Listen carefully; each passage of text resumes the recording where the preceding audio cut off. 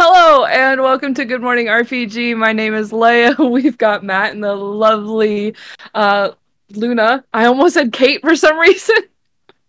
Going home. Good night, everyone. Luna, I'm sorry. I'm so sorry. And a kitty. And a kitty. She's trying to get in my paints. She's like, no, I don't want to be. I want to be where the paints are. Yep. Oh. Yep. Welcome. I have one that will sit right here on the back of my chair later. Nice. I'm sure. Maybe. Oh man. But yeah. How's everyone doing this morning? Chat yourselves. It's been. I had a fight with my delivery driver today because once again they kept delivering to the wrong house even though you put in the notes. It's the other one. My fave. And then they delivered Is Jess. there anything good though that they deliver? Like that you could be like, yeah, this is the right place. No, unfortunately. Like the things that I want delivered to my house, they always go to someone else's house, so I would only ever lose out. Yeah. Yeah. No, that's the morning. But the tech side was working wonders. So you know, rather than sorry.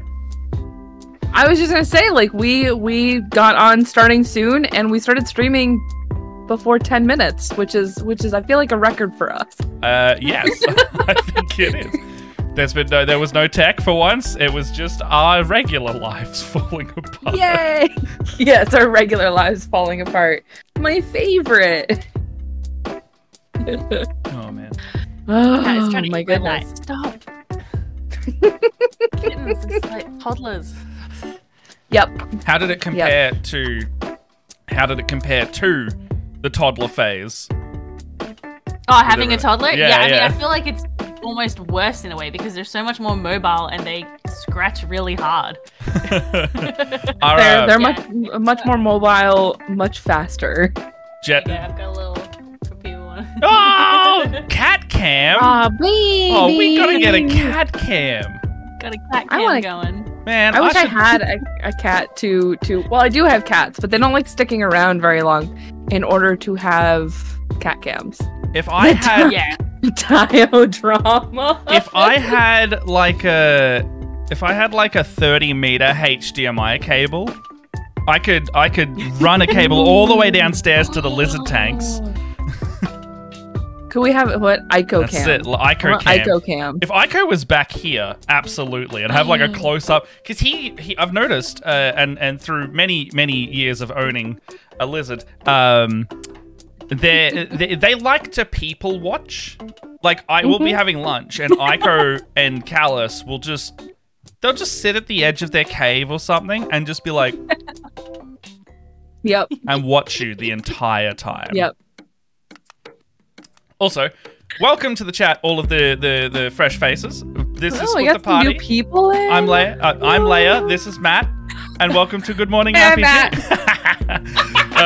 I literally started your spiel, and I was like, I'm rolling with it. In all reality, I'm Leia. That's Matt. I would hope so. Wait. That would be real complicated. But for anyone from our side watching the stream, this is Luna, aka Luboffin. Luna, what do you get up to around the space? Because I know you as a good friend from PAX, who we met literally, I think was it last year? It feels like longer at this point. Yeah. My gosh. No, it was last year. Yeah. Damn. Yeah. So time flies. I am a Critical Role YouTuber. I do breakdowns and recaps of Critical Role as well as other D&D related content on YouTube and over here on Twitch. I stream 3 times a week, doing kind of different variety content, all kinds of stuff. I'm starting a Chat Plays D&D game in a couple of weeks, which is going to be set in Exandria, of course.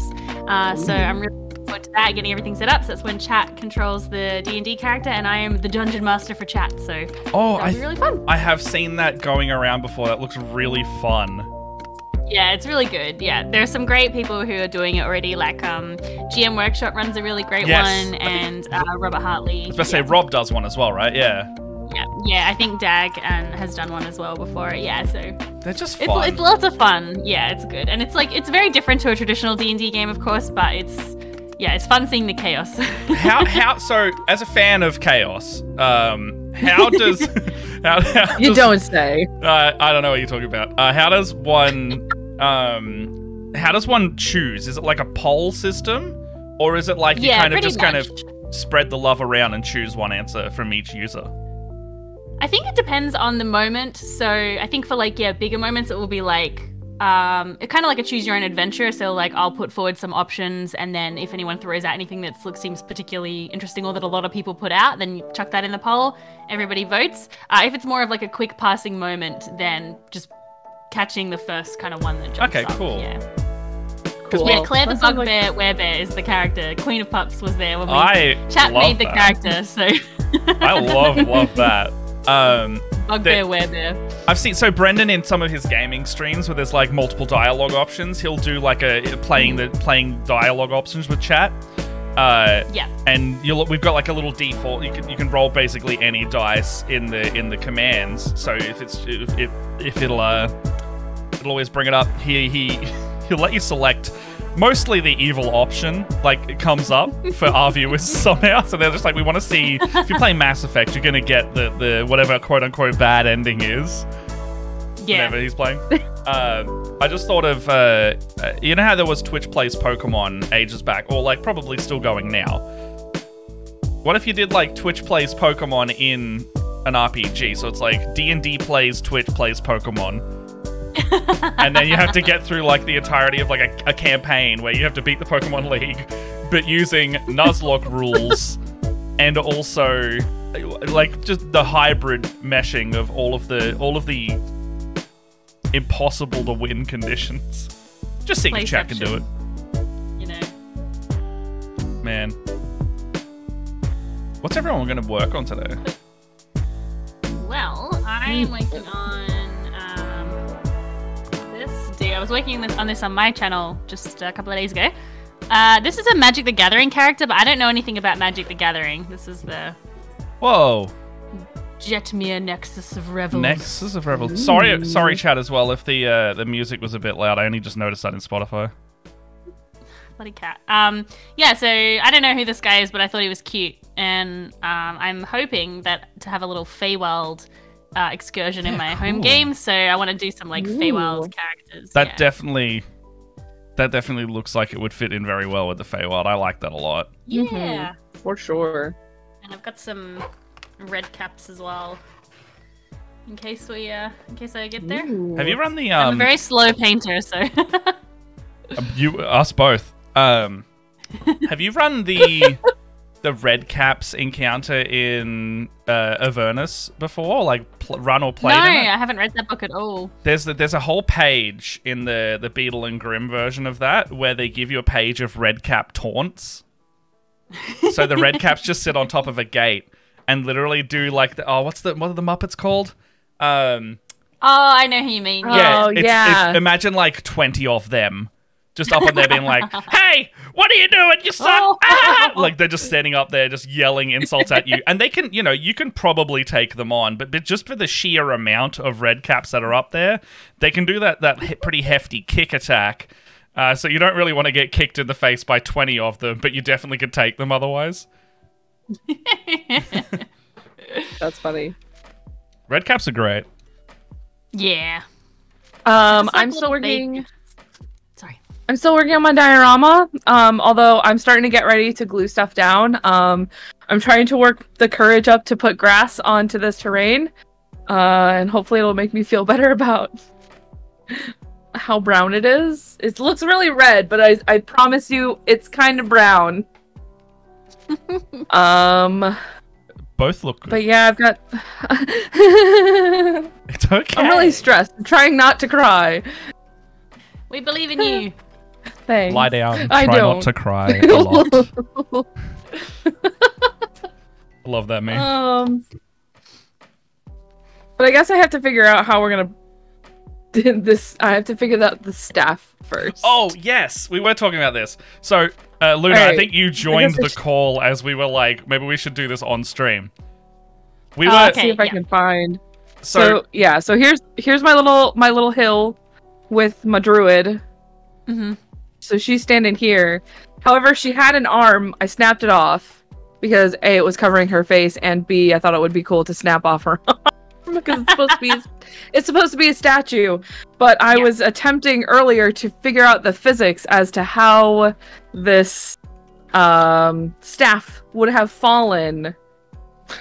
So Matt and I were trying to figure it out with physics and stuff. You know, the two trained artists, definitely trained as well in physics. Trying to work out how a stone arm would fall off the statue.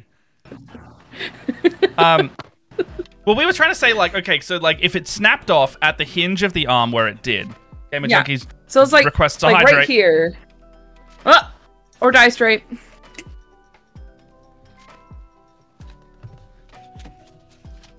Just saying. I should really change the thing to hydrate or die straight. Like, I'm sorry. That's pretty funny. Look, you know what? I gotta live my life, man. You know what? That's good. Oh, you're gonna do it? I'm gonna try. But how do you do this live? So yeah, so we were trying to figure it out how this would have, because this was about here, and I don't know, I've shaved it down so much I can't remember how it was. But we're thinking like it would fall and then tip.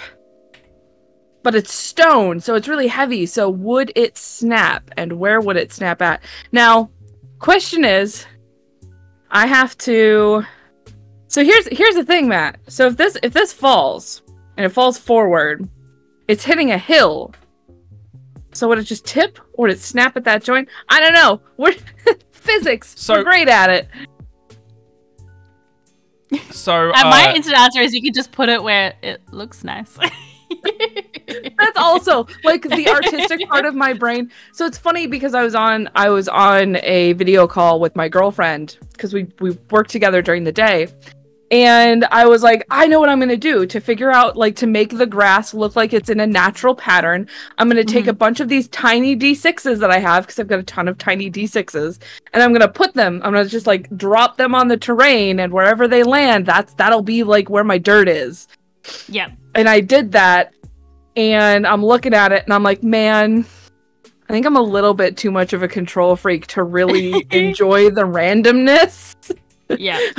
Little too much of an artistic person to, like, just let things exist. Well, I think that's what art is, right? You know, you're imposing order on the chaos to make something pleasing. So yeah. That makes but the problem is like when I put it somewhere where I'm like, oh, this looks artistically pleasing, and I'm like, that doesn't look like it's physically possible. So like, yeah, I'm having a. If it was like to fall, so it'd like fall at the snap of the arm, and it would, if it's stone, it would like go straight down, and then depending on how fragile the stonework is, if it hit with enough force and enough force on top, you'd have like maybe a fracture in the weakest part of the staff, and then it would keep falling, like almost like a crumble down. Yeah. So by no means take that as break your staff, but like if you don't want to do that, you could basically just like do that and then do the teeter thing, like Well, if you just hold it where it was and then just drop it, like what happens? Follower. Hello, follower. Hello. It bounces a lot because it's super. It's so light. It's too light. Yeah. It's so light. Oh, thank you for the follow, Tari. Hello. Hey, Tari, welcome, and also Queen of Cups as well. Hello. Bidet. Because it's hitting. So the way that it hits is like it's hitting a hill also. So like my brain is like, okay, the physics is at the way that it hits the hill, like the momentum would continue to go, but it's also like it's a large section of the staff. So maybe the head would break off. So maybe that would break off and maybe roll around a little bit because it is circular in nature. I'm so distracted. What is going on over there? You know how I'm pre-show, I was like, I'm gonna get up and do all my tasks? You didn't, did you? No, I did them. I didn't bring the painting job back with me.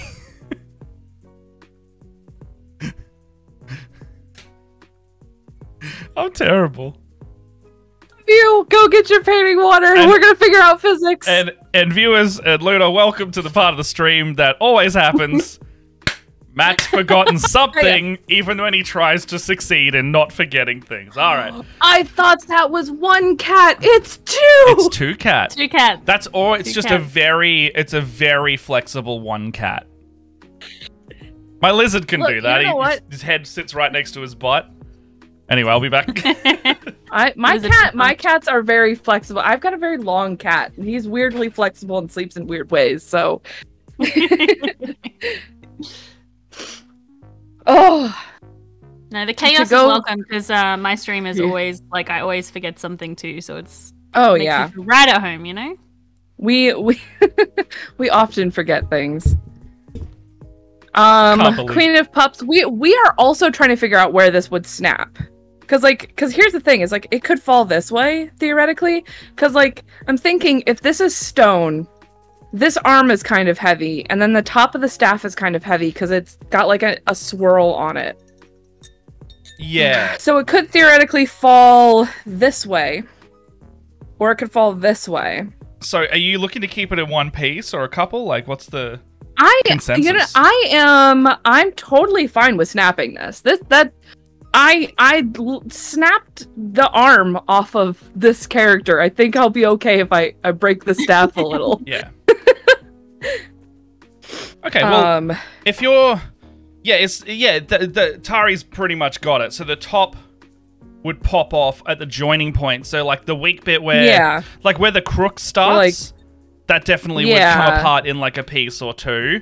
And that's what I was kind of thinking. And then, like... It's probably not as accurate in terms of visuals. It would snap where the wrist is, but visually, as an art piece, to me, that I wouldn't snap it there, because I would like it to, like, if I was to snap it, I'd snap it, like, on an angle maybe further down the staff, because that's where the point hit. And even though it would physically break at the wrist point, then you've just got, like, a hand by itself, and it's less visually appealing. The chaos of this is resin, so it's going to break any way it wants to. However, I can also sand it to make it look like it is broken in a certain way. I know it doesn't look like it quite, but when I snapped off this arm, I had to do a little bit of sanding and shaping work. Yeah. Because I know Kate actually had suggested that if I was going to break something off, I should smooth it down to make it look like time had passed and that weathering had broken it down a little bit more. Yeah, it's meant to be stone. See, Queen of Pups says, so I think the staff would break either right above or right below the hand. Also, wind direction of the time of the breaking would determine the direction of falling. Yep, that's more physics. It is meant to be stone, So I could theoretically, I've got tons of files. I could always file it down to make it look like it was a linear break of some sort.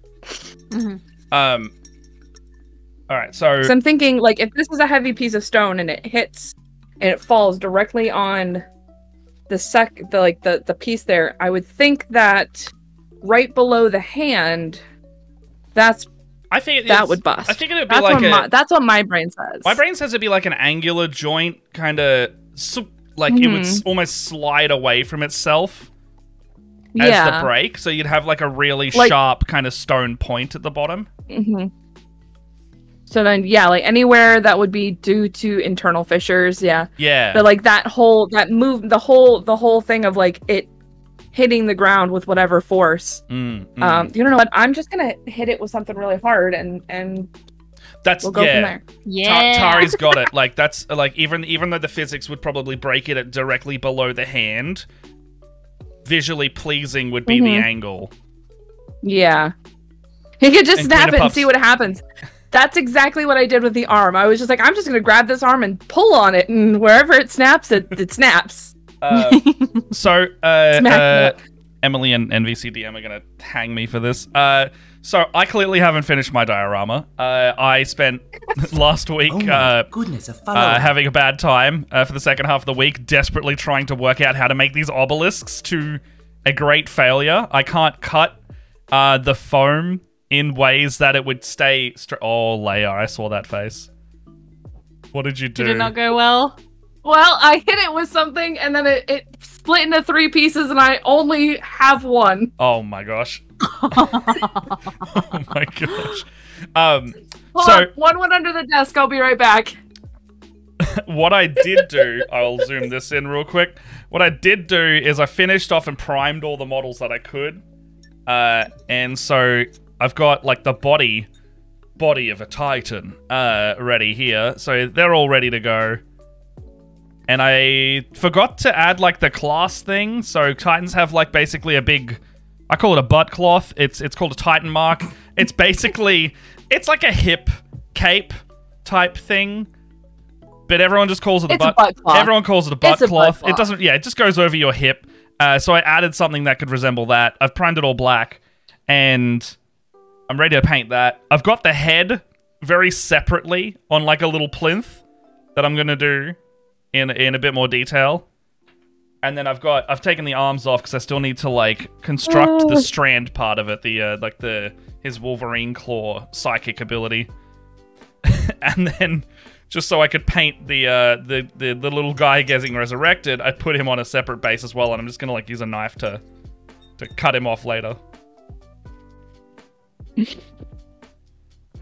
That looks. So I smacked it. And it exploded. It did the physics thing that I thought it would do. It separated at the hands. Okay, I kind of like that if you scatter them around. Yeah. Yeah, I think it'll look really good. Do you have any like the basing paste on hand? Because you could put that down and then like smush the pieces into it, so it looks like it's buried a little. Well, so my plan was I was going to put these on the diorama first. Yeah. And then when I go to do the like the grass and stuff like that, yeah. I was gonna kind of put it over top of all of that to make it look kind of like it had been overgrown. Could totally lay it in a way that looks good, yeah. And those are the breakpoints science expects.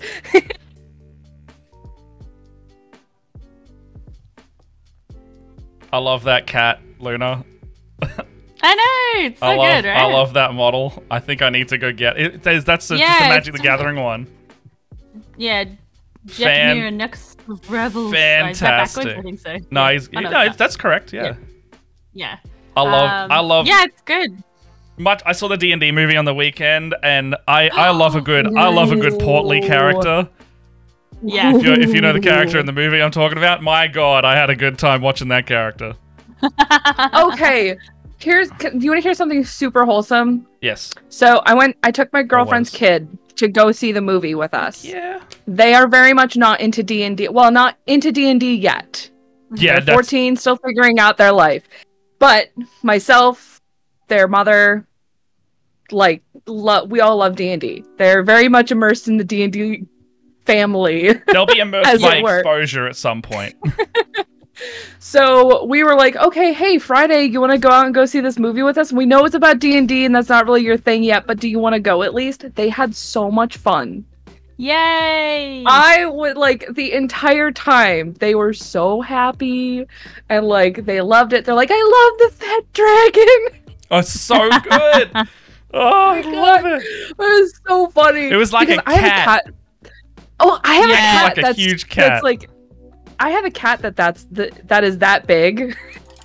And so they're like, it's kind of like your cat. And I was like, it's exactly like my cat.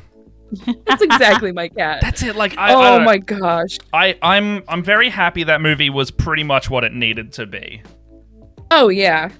I think it perfectly captured the vibe of what a D&D game is without actually referencing a D&D game. Because I was quite skeptical that they were not going to put in any meta. I was like, if you're not showing if you're not showing the players at the table, then like, why? It's not D&D, it's just fantasy. But then I like had that thrown in my face because it was absolutely exactly, what a D&D game is like. I think they really did a good job of not being meta, but still showing you like the DM PC who knows too much and then just buggers off. Yeah. Oh my.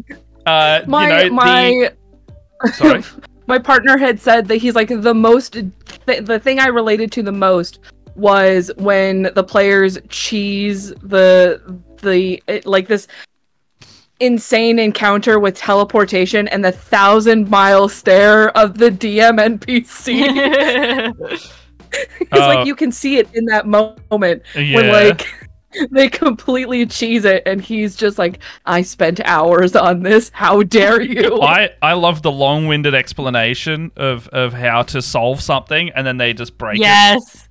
That like completely triggered me from trying to run Tomb of Annihilation. Oh yes, dude! I had that. I'm running my fourth run of that right now with a new group of like fairly new players. Are you? I hate that module. Oh, dude! It's one of my favorites, honestly. Oh no! It's one of my favorites. I'm speaking as a DM. Like it's one of my favorites to do because I don't know, something about it really hits like the puzzle and combat. Really good mix. However, the group I'm running is very combat forward, so they got to did you go to like Camp Vengeance with the crocodile and the man statue? Yes. They spent quite a long time trying to work out that to solve the puzzle you need to just sit on someone's shoulders. Yeah. I think I had a similar experience. It's a ridiculous answer, so no one thinks of it, but I really noticed, because I've run the same encounter once before, I've really noticed how different a combat-focused party is solving puzzles. Yeah. My biggest issue with that like campaign is like, I know it's very well regarded, it's like a beloved module. I think it's just because I started it as it was my first campaign I started, and like I had no idea of what kind of game I liked to run, and so then 2 years into this campaign I was like, actually I don't like deadly games and I don't like running dungeons, and here we are in a deadly dungeon game. So we got through a couple of levels of the tomb, and then we just skipped to the final level, and then we are now doing homebrew. So one of my times running this game, we did do that too. It was a one-player campaign, and they finished Tomb.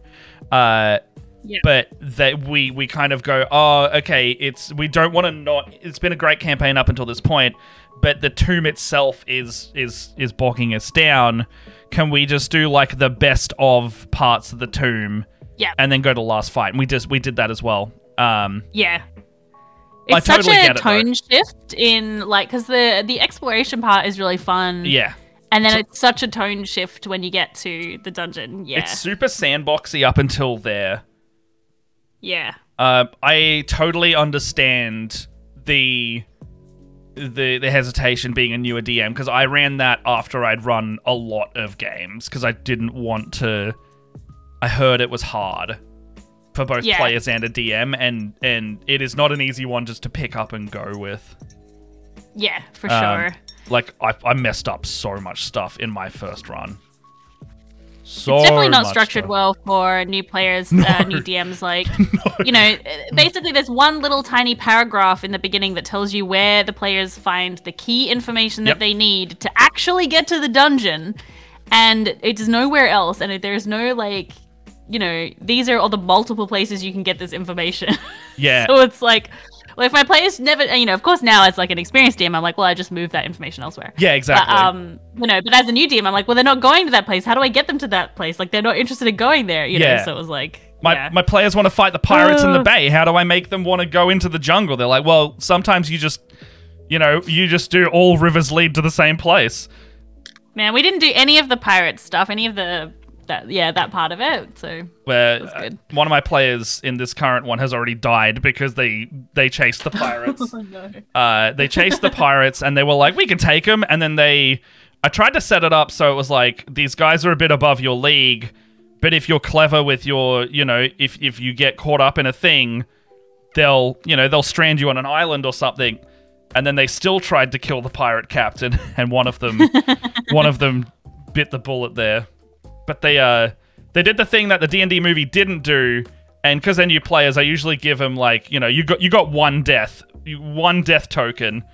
They just did my sister has come back with oh yes, I'm here for vengeance for my dead sister. And then we just continued anyway, because they were like, I haven't played a paladin, I would like to keep playing a paladin. I was like, that's fine, just Yeah. mustachio your next character as the same one, and just know that you have used your one. And then the whole group went, "What does that mean?" I was like, "You've used your one," and then they all slowly got it.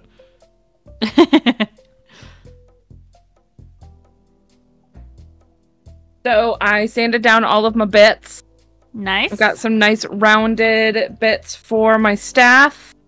I think it's gonna work. Guys. It's gonna work.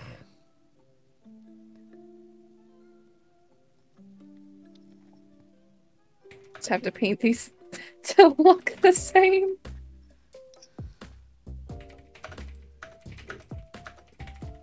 I'm sorry, chat. I'm doing a horrible job of painting on stream because I have a giant diorama sitting in front of me. So I'm slowly base coating the entirety of this guy in very, very dark green, because I realized that even with the powers that they're activating in this scene, it actually overrides all the color on the Destiny model. So it, blessing and a curse, I don't get to paint the cool Destiny color scheme that I was thinking. However, it also means that I now don't have to decide that color scheme and do it all in detail, because everything is just the same rough green hues. Does that power like washes you in a color? Yeah, so it's like basically you're tapping into the weave of psychic energy in the universe, and it kind of tints all of you green and wraps you in these basically ley lines, and you use them and weave them into shapes to then make weaponry. In the case of a Titan, you get like big Wolverine claws jutting out your hands. Actually, it's like one big fist claw thing.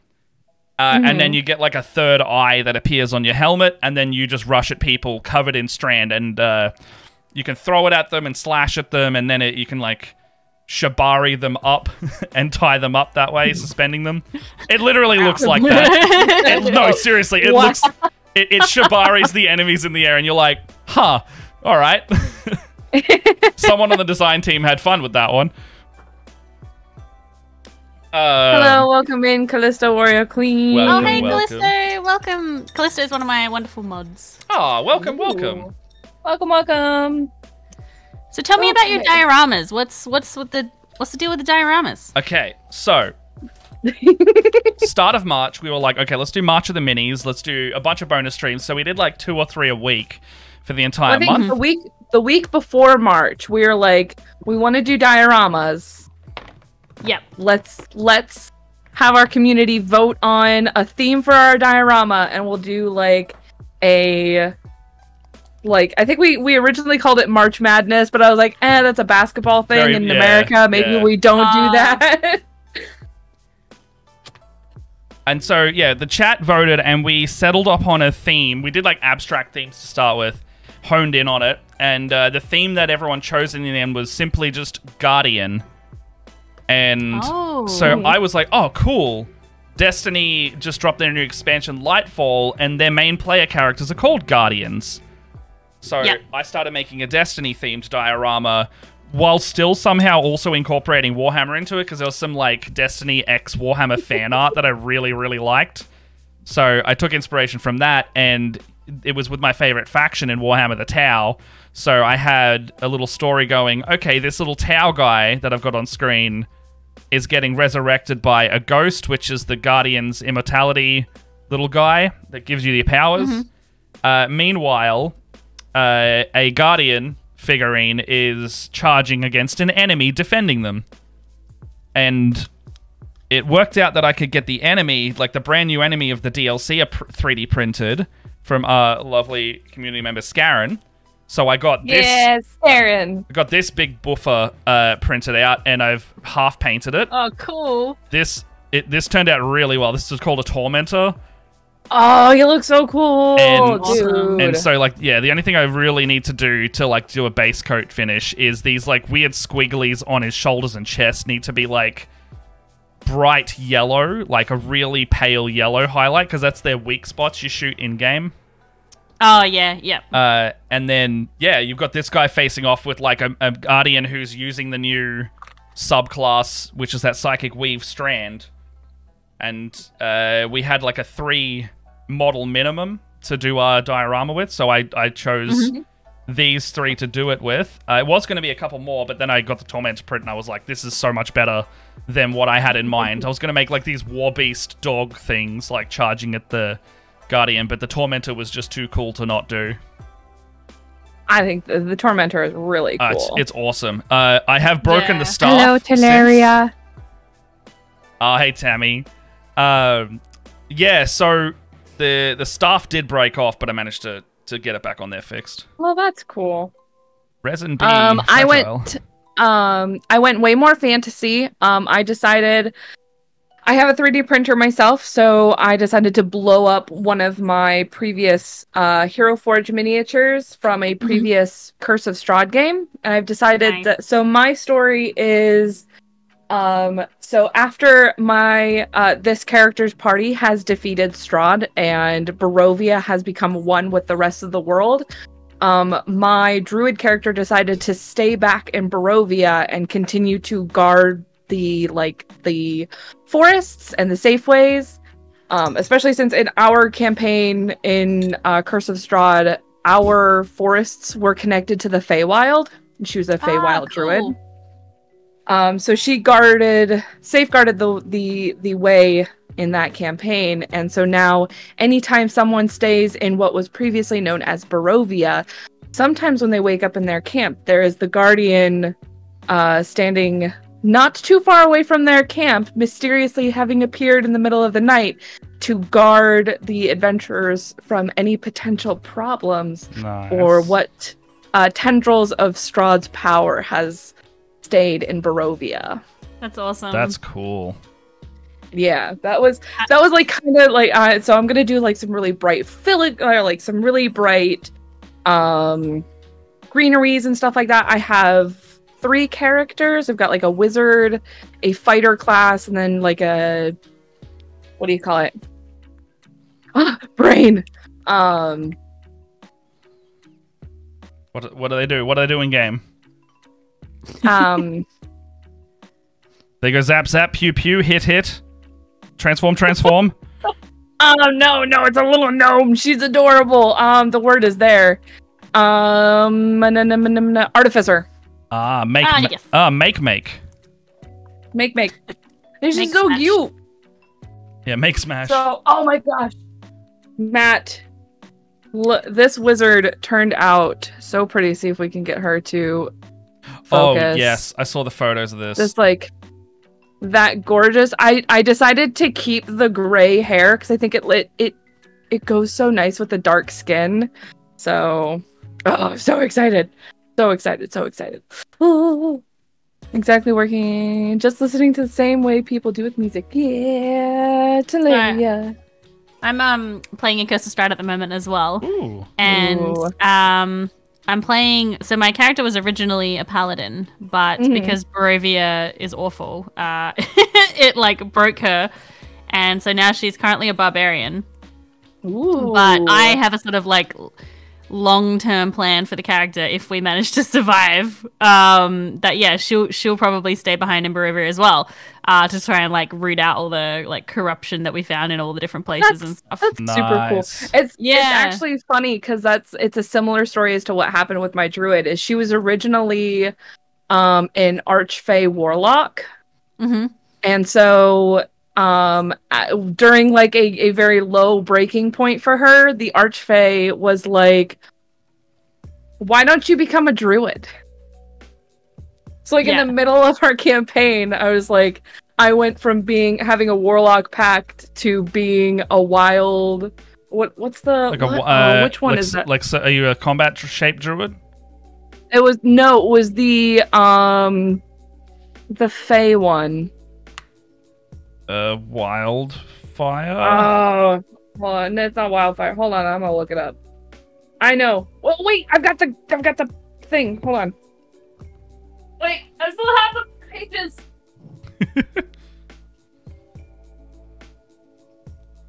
Yes. I never get rid of anything.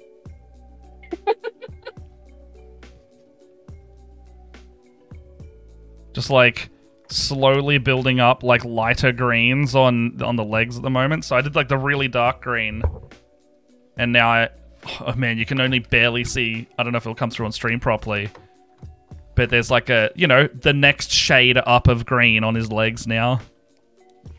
You can tell a little bit. I think it looks really. It's gonna look so cool, dude. I want it to be like really subtle, and then I want to do like really, really sharp pale green highlights on everything.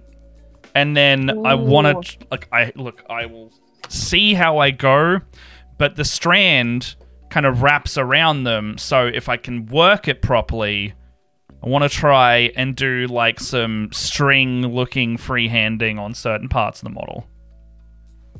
Circle of Dreams. Dreams, Ooh. cool.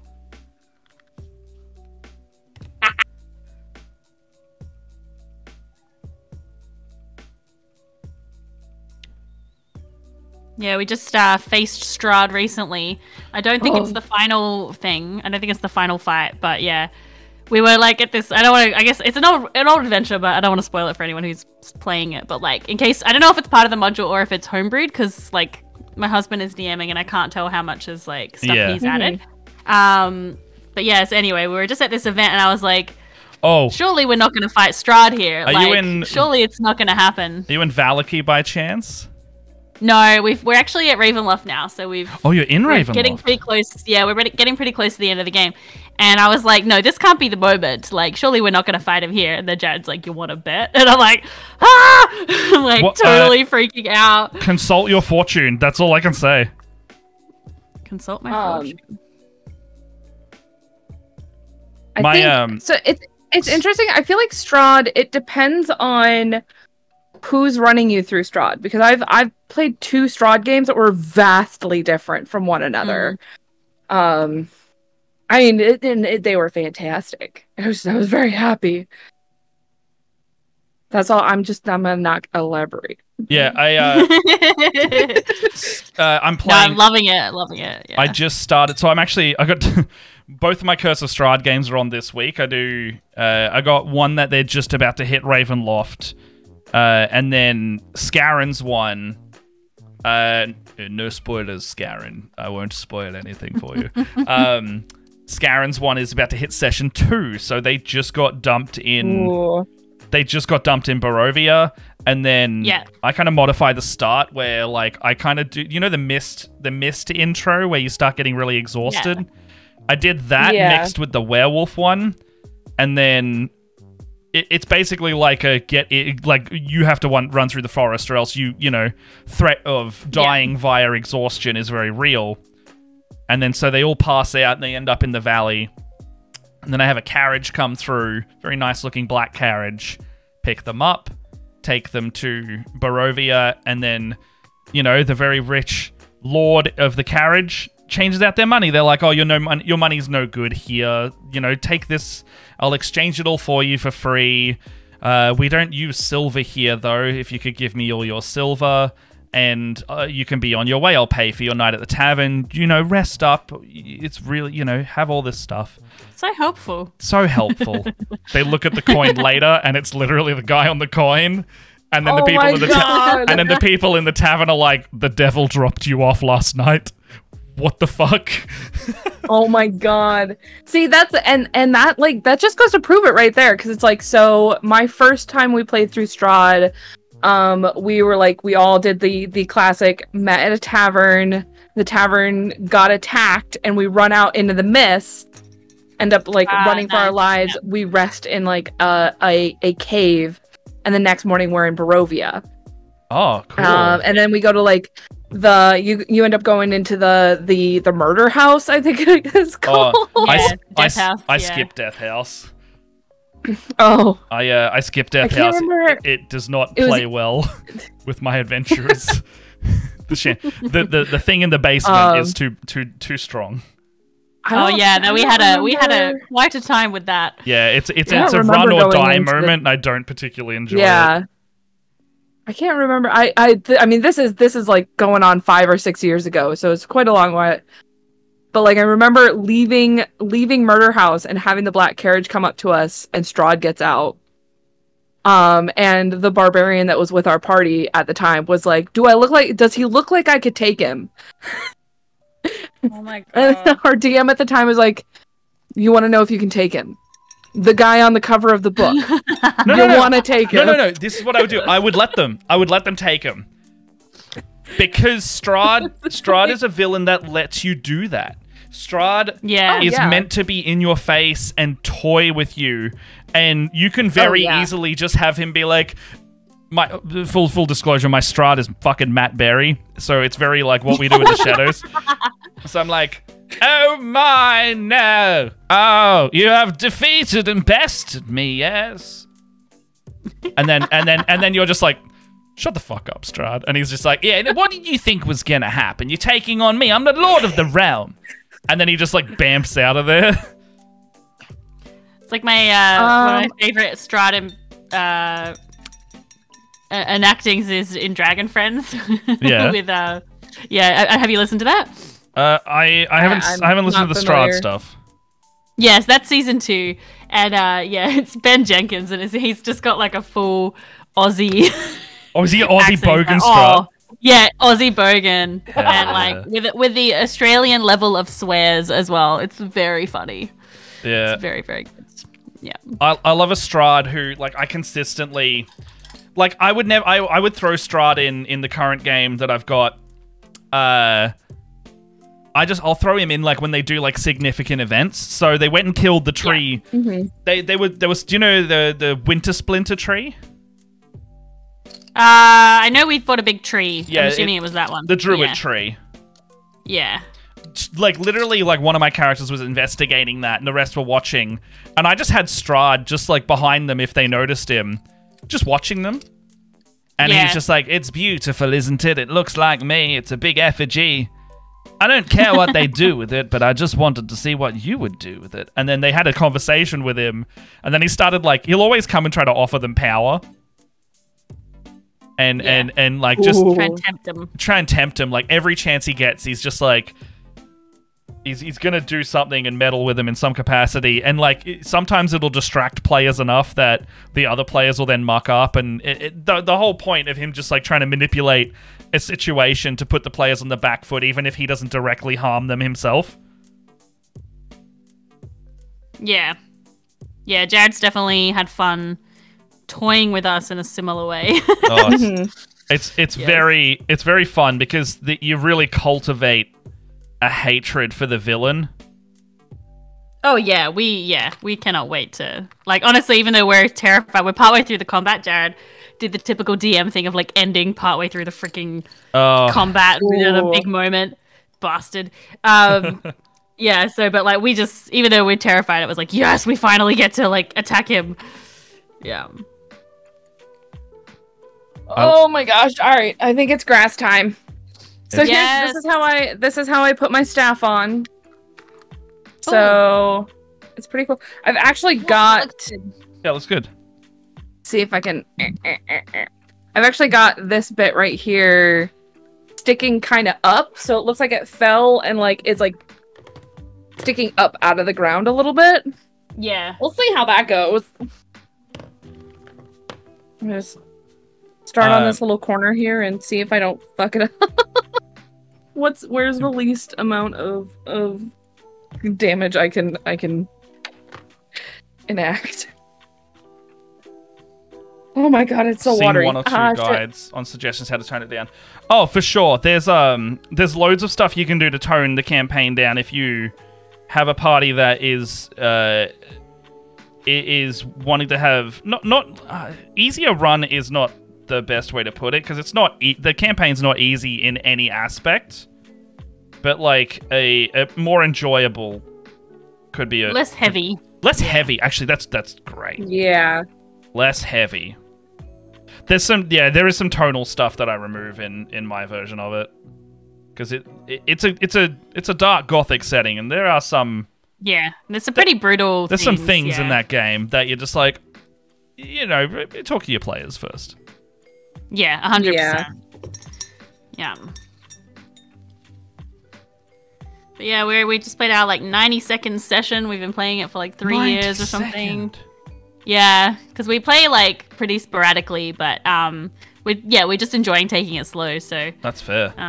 Do you guys do other stuff in between as well? Like, Well, so that game is technically runs every 2 weeks, and Jared runs that, and then I technically run a game on the other week. Cool. With a different group, but Jared's in that one. But of course, like with scheduling and stuff, like it'll often end up being like once a month. So. The eternal struggle. George's Jess and I are effectively playtesting a campaign George wants to run as content soon. It's like a survival horror kind of thing. And it's really fun so far, but yeah, there's the same thing happening. We're trying to run every 2 weeks, and then he has something on the off week. So we were like, oh, we played last night, and it was really, really fun.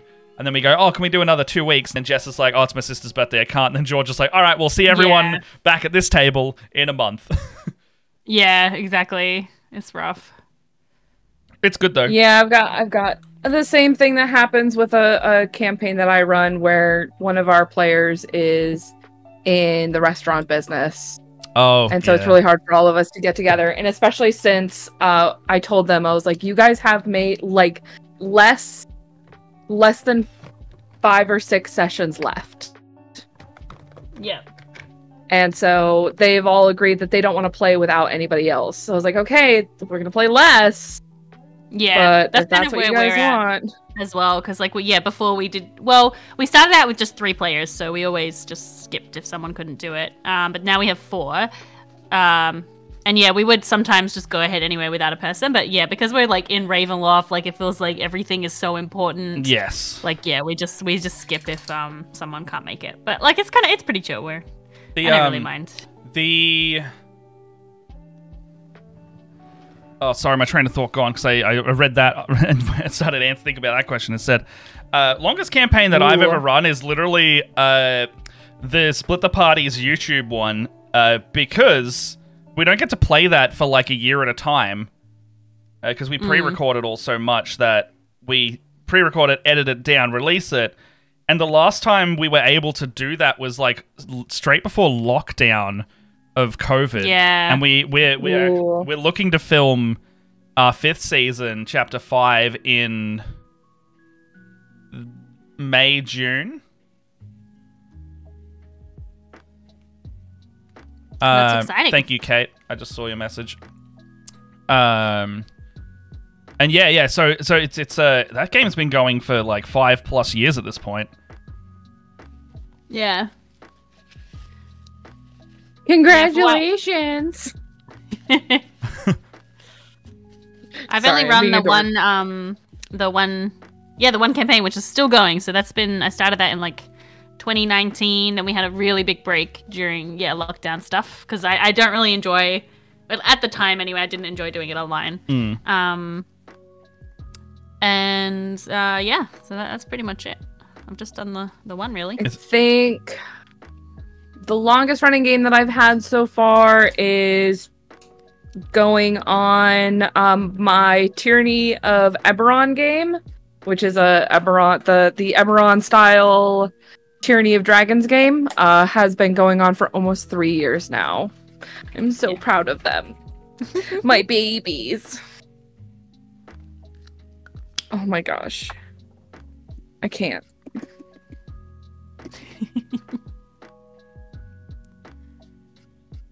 Oh, I've made a ginormous mess. All part of the process. Maybe that's how it's supposed to look.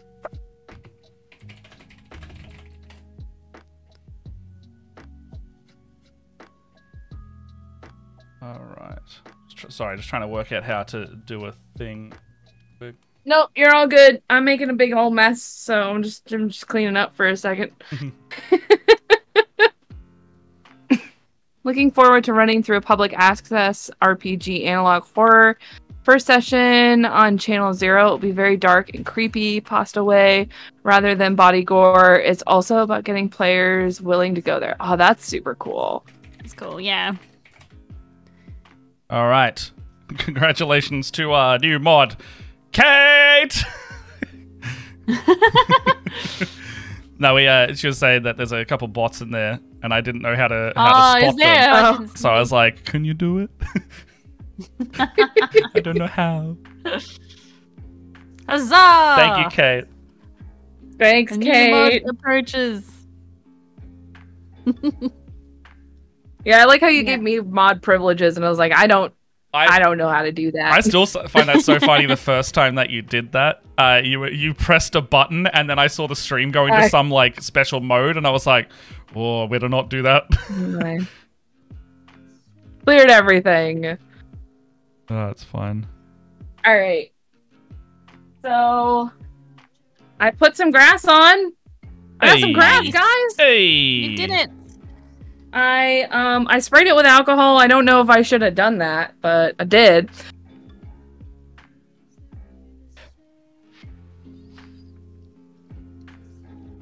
Oh, that dries like super fast. Oh, that's on my fingers. What is it? Just grass. Ah, Just grass. just grass. Okay. We have to work in small sections because that glue dries incredibly fast. You and me both, Talera. Like, I sit there and I got like the mod things like active here, and I'm like, okay, ban, delete, timeout. That's about all I can do. I know. I really need to organize some new mods because Callisto, I'm not sure if she's still here. My like Friday streams have been getting like quite big because they're before Critical Role. Yeah. And so it's basically like just Callisto in there. Oh Just, no. like, trying to manage these big streams. Yeah. I'm very much an OBS side. Like I can do that really well, but I can't do like the wireless streamers live stuff.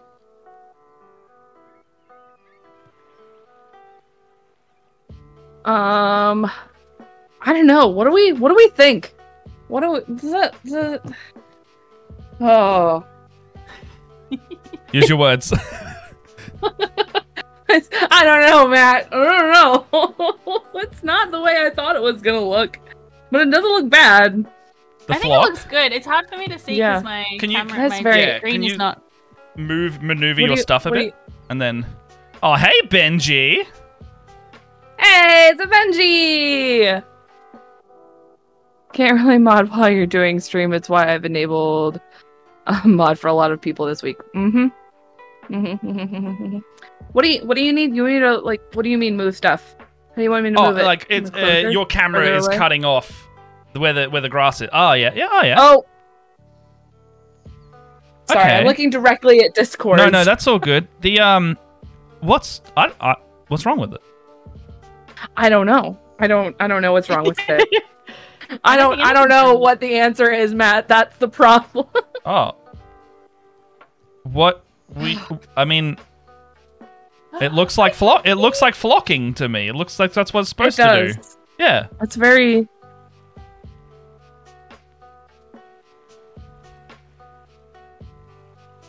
I don't know. I don't know what my complaint is.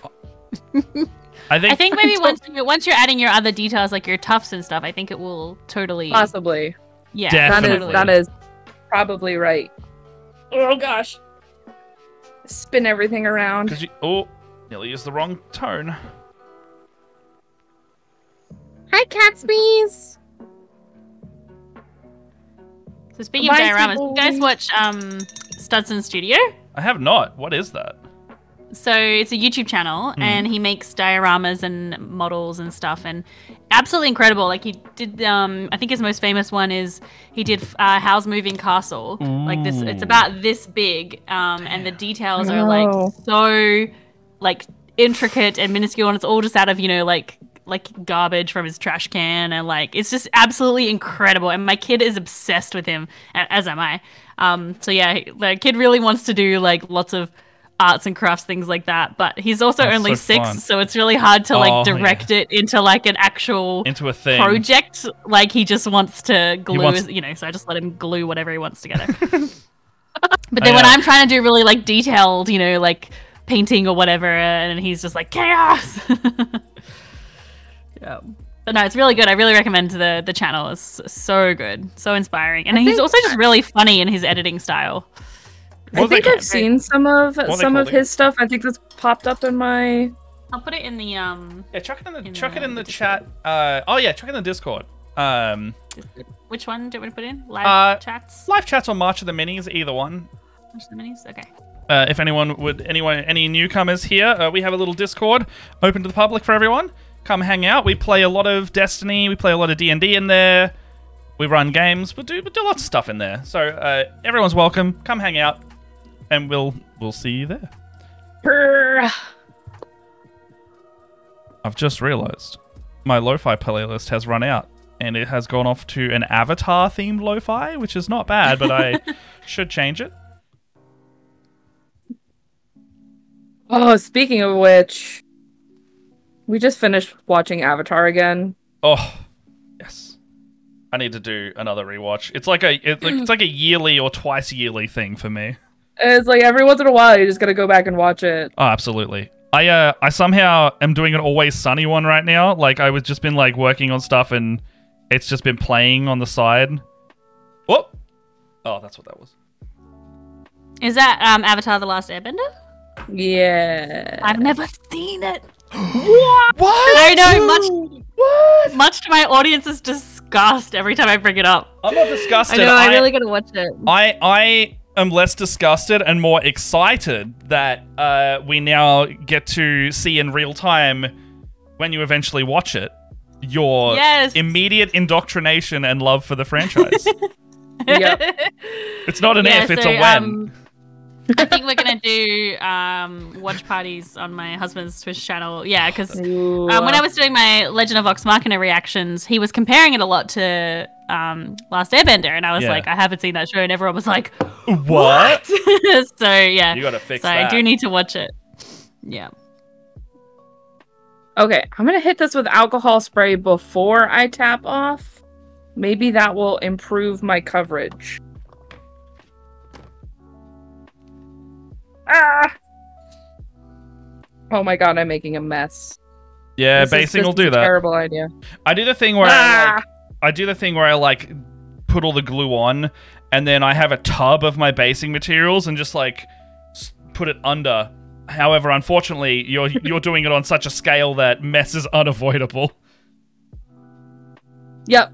Well, I'm trying to, like, this side got very patchy, so I was like, okay, maybe if I hit it. So my favorite hobbyist, I watch a gentleman on YouTube named Boyle Hobby, and he uses alcohol spray to break down the surface tension of glue. So I put the glue down. The glue dries incredibly fast. So I put the glue down, put the stuff on top of the glue, and I hit it with the alcohol to see if maybe I could get some better adhesion. Adhesion. I want to see if I could get some better adhesion. But now I'm just gonna let it dry over here, and then we'll tap it off because the alcohol dries quite quickly. My gosh, Kate, thank you so much. It's like 20. It's like 20 bots. I love you, darling. Oh, really? Yeah, that was a lot. A couple, yeah. Oh, so actually, speaking of Avatar: The Last Airbender, again, so we were watching the newest trailer that came out for Into the Spider-Verse. Oh, is there a new trailer? There's a new trailer that dropped. Oh, heck yeah. And I'm very excited about it because you get to see Spider-Punk, and he's my favorite Spider. Oh yeah, other than Miles Morales. I love Spider-Punk. That's how I played all of the Spider-Man games, is as Spider-Punk. And every time I got a new thing, and it was like it would switch me into the new costume, and I was like, no, I have to be Spider-Punk. It's just who I am. So we watched the thing, and my partner was like, you know why we like Spider-Man into the Spider-Verse so much? And I was like, other than the fact that it's Miles Morales and his awesome animation? And he's like, yeah. it's awesome animation because the guy who's like the lead, I think it's the lead producer of the Into the Spider-Verse is the same guy who worked on Avatar: The Last Airbender. Oh. So, voila. There's your info for the day. I just really appreciate that Vox Machina is done by Titmouse, who also did. Did they do Avatar and Korra or just Korra? I think they just did Korra. It's got the same look either way, but yeah. I love it so much, and you can tell the charm of the Avatar universe. Like, they did Avatar, they did Voltron, they did something else that I watched the heck out of, because if Titmouse has done a show, I'll probably go out of my way to watch it if it's that style. But it's got such a charm to it that they've rolled over really well into Vox Machina. No, I really liked Vox Machina. I think for me it's partially nostalgic because I really liked that first season. Yeah. Of Crit? Vox Machina. Yeah. Yeah. Oh, yeah, Crit. I wish I had enjoyed the other seasons as much as I had enjoyed the first one. Well, see, I'm getting all of my Crit Role knowledge now from Vox Machina because I have never been able to keep up with Critical Role easily. So well, for anyone who's struggling to keep up, I do offer a 20 to 30 minute recap every week. That is much easier than the 4 hours required every week. 100%. Well, I think for me, it's mostly like I don't know. I feel like I didn't find as much adhesion to the characters especially in season 2.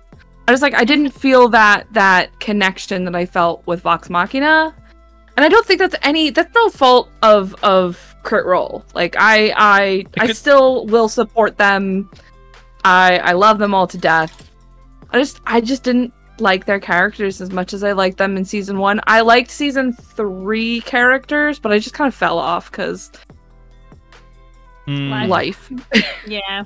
Well, it's funny because I started with campaign 2, and I actually still haven't finished campaign 1 yet. And I really I bounced off of campaign 1 probably 3 times before I feel like I finally am actually watching it now, because I really didn't like the characters. Interesting. I found them to be really, I think because I watched campaign 2 first, where they played a lot with morally gray areas, in campaign 1. Who is it okay in campaign 2? Yeah. So they played with a lot of they wouldn't always murder people that they fought because they were like, well, this is just some guy, I don't want to murder him. They played around with a lot of what does it mean to be heroic, and who are heroes, and what are heroic actions. And then when I jumped to campaign 1, it's basically in the beginning the epitome of main party murder hobo heroes. They would just murder literally everything. They would loot everything, murder everything. They would be torturing NPCs after combats and stuff, and I just found it really hard because I was really used to a very different take. And so I know that there's obviously there is development of those characters and those themes as campaign 1 goes on, but in the beginning it was just a big kind of video game style loot fest. They were definitely trying to just play D&D in that first campaign is the feedback I get from that one. It's they're playing D&D versus the 2 and 3 where they're telling a story and playing the game not in a bad way second. Yes, because yeah.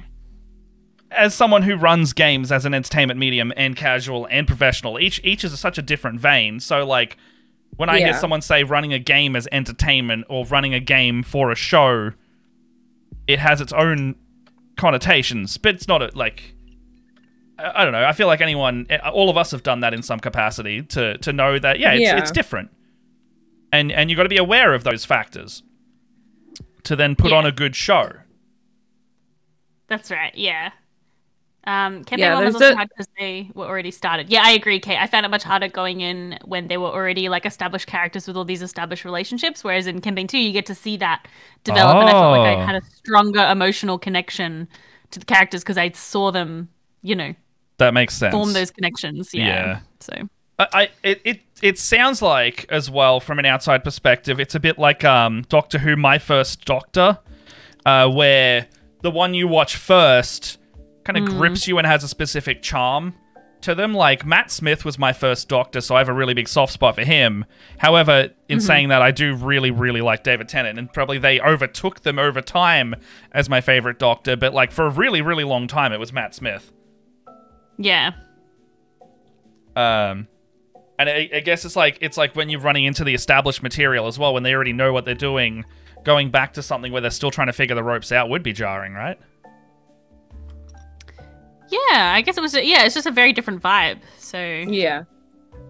I think I definitely for me again, it's character driven. I think it helped that when I was watching campaign 1, it was really one of those things where it was a background noise.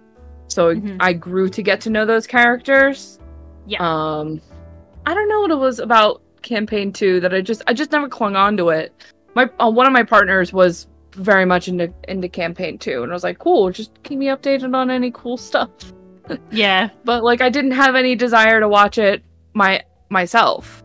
Whereas I feel like campaign 3, I held on for as long as I could, and then just life got in the way and I stopped watching. But I really liked the cast of characters for campaign 3. Yeah, they seem cool. Gonna hydrate but normal like. Welcome, dice casters.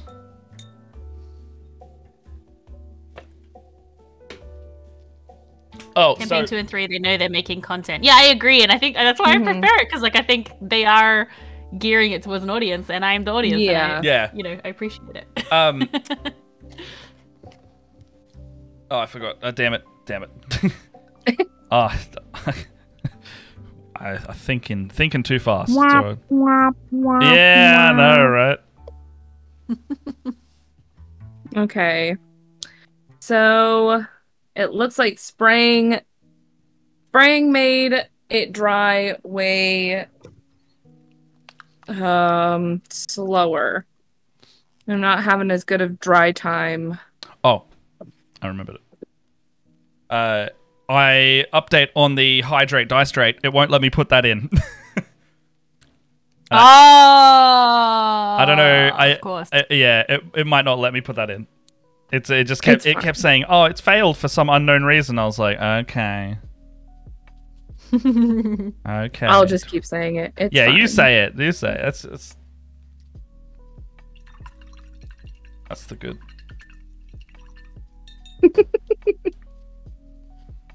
Oh, I don't want to brush this off. Maybe I don't know. Should I do? Wondering if maybe two passes of flocking is maybe a good idea. I don't know what I'm doing. What if you did the second pass after you've done like each step once to then step back and be able to see the whole thing kind of coming together?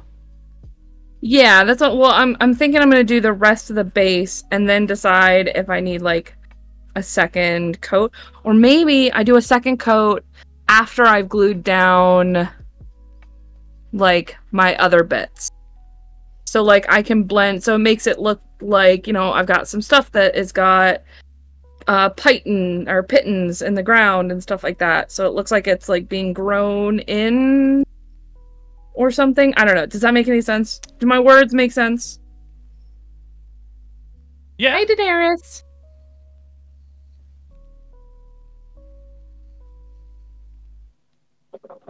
I set that back there, and maybe it will dry. Hi, Daenerys. Hi, Mama. Meow. Excuse me. Turned into such a cat mom for a second. I was about to say, that's a very cat mom thing of you. It's a Wednesday. Let's have some positivity after I've gone through the mayhem of stuff. I feel like we're being positive. Aren't we being positive? Are we being positive, guys? I feel like we're doing pretty good. Yeah. I'm doing good. I had a bit of a bad day yesterday, but you know that happens.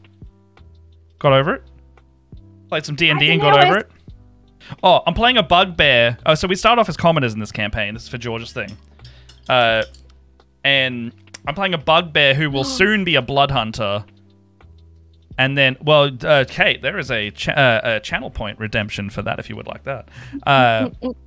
Playing a bugbear blood hunter, and I've chosen a glaive, which means he's got like a 15-foot reach.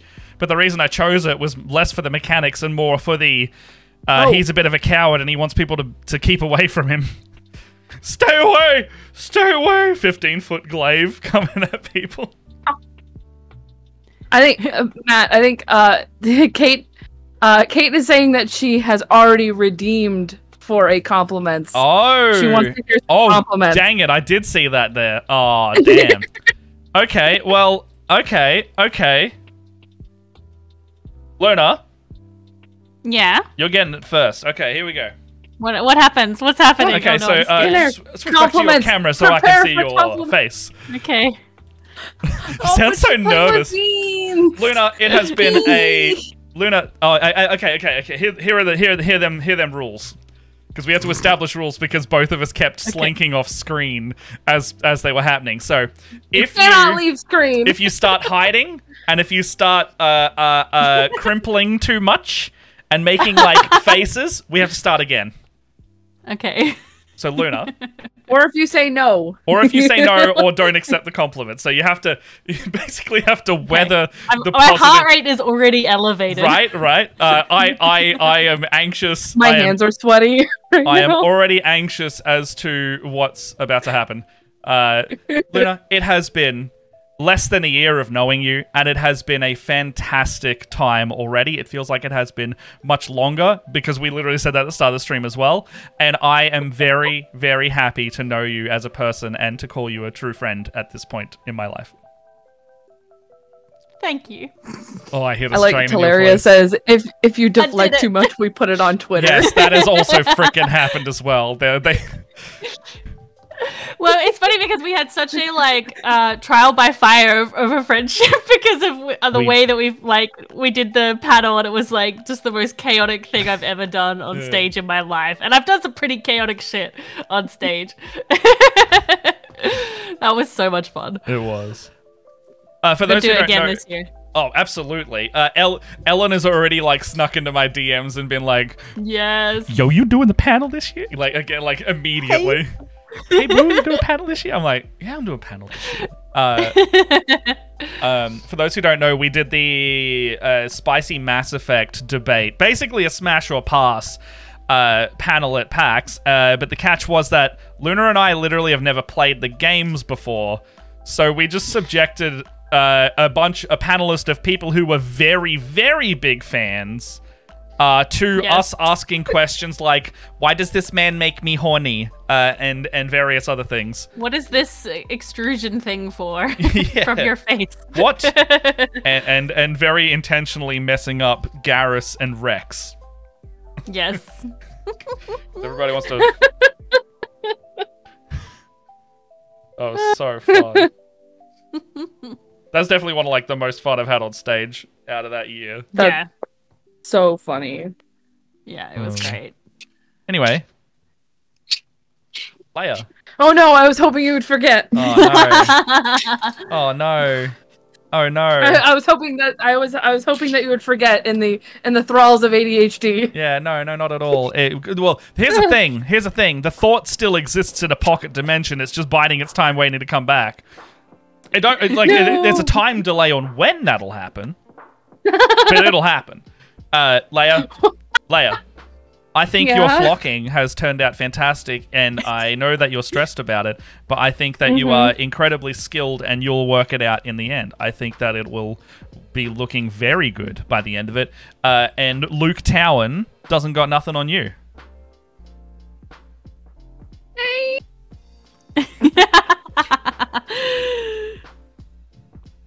Finger crossbows. Delightful. Matt. Fuck. How the turntables.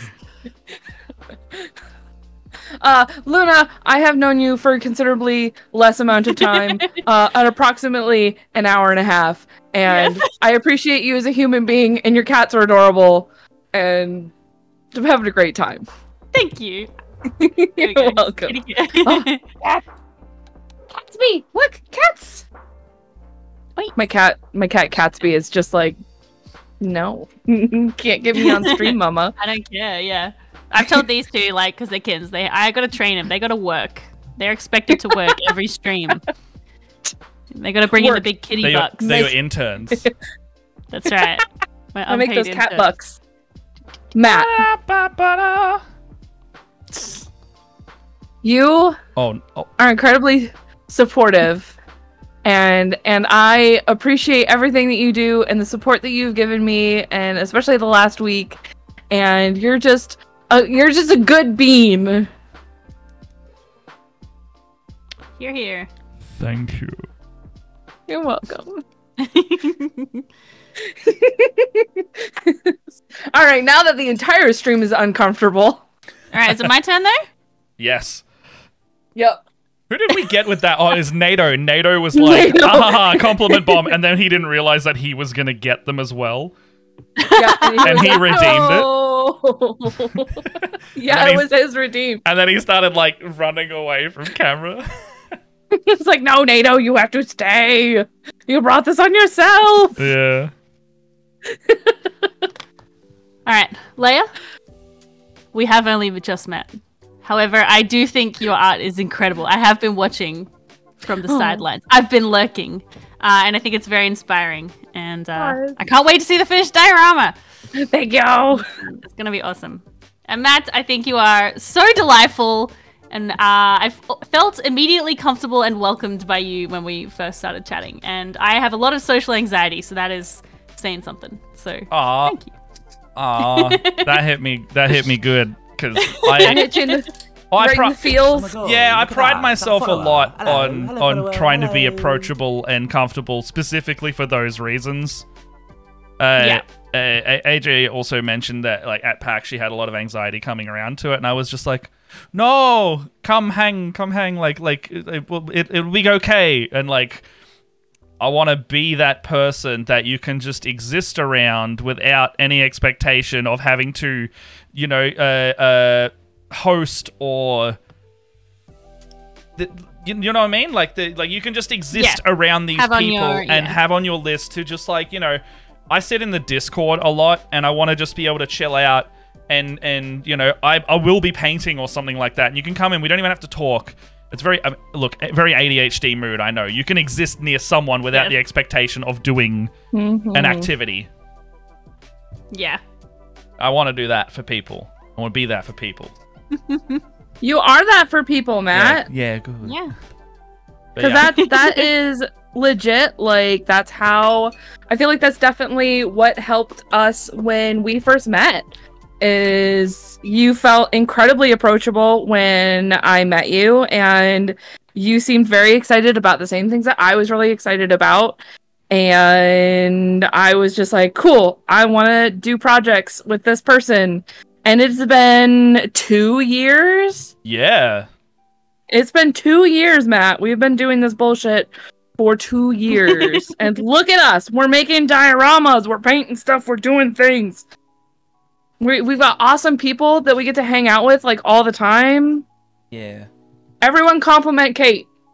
Talaria has redeemed compliments. Everyone has to compliment Kate. Kate, you are a genius because you were able to sort out all of the bots and spot them, and I have no idea how you know how to do that, but I appreciate you offering to. And also, hold on, Kate also helped us film like last second for the panels and stuff. So thank you also for being able to do things on a whim because you're just a good person. Just a good yeah, you don't get away from this. We love the Kate. We love her so much. Yep. Well, I just received a second set of compliments from Leia, and I was also not ready for it, but I had to sit there and like them. It wasn't even just like being. It wasn't even just compliments. It was just me being genuine. Me just appreciating your existence as a person. I know. I appreciate it. Oh, Velcor, hello. Ah, hello. Hides in the background again. Oh, Girl Wonder, hello. How you doing? Oh my goodness. Oh man. Luna, are you Yes. still needing to pop off shortly? Yes, I do Okay. have to go soon. I was just gonna message you. Yeah, I gotta go to my boring old day job. That's okay. Oh Well, no. we might pop to a quick BRB screen and sort the overlay out if that's all right. Yeah, I'll look. So this is I made some progress. Actually, it's pretty much done. I just gotta do some dry brushing, I think. I think this is probably the best mini I've ever painted. I'm a total Oh, noob. that is really good. You got the washers going on that at the moment?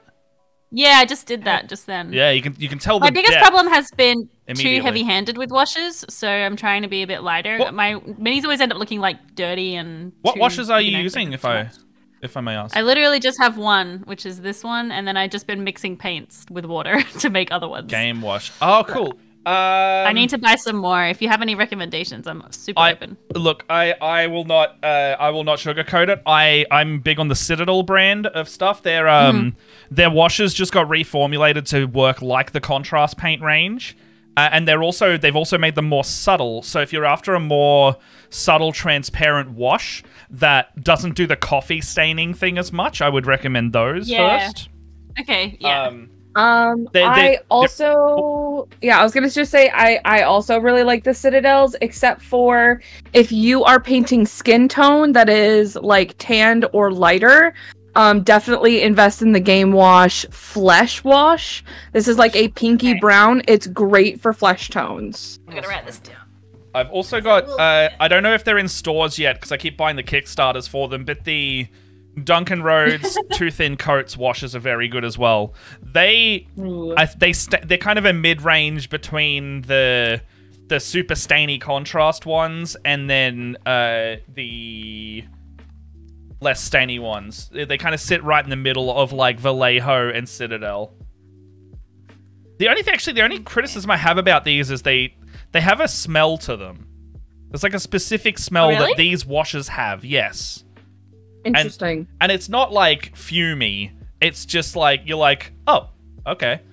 Oh, and if you are a goblin like me and lick your brushes, these are the worst tasting paints I've ever had. Ooh. Gross. Yeah. But yes, the Citadel contrast, they've just brought out a huge amount. Like they brought out like 7 new ones, so they'll range from like a deep crimson blood color to like there's a really pleasant like minty green blue that it's a shade paint, but I actually use it just as like a regular tinting paint because it just looks so good. Actually, I've got a model right here's what I prepared earlier. One of my Spelljammer players is playing a slime girl, so he got basically nice. he got a slime girl printed, and I'm doing it up with him, and these are all in contrast paints. So if you can see the really pastel kind of tinted colors on that model, Oh, nice. all of that is using the new Citadel shades because they work really well as pastel kind of washes over a light base coat. That they just look really good. Anyway. Yeah. I've done what already? What have I done already? What are you talking about?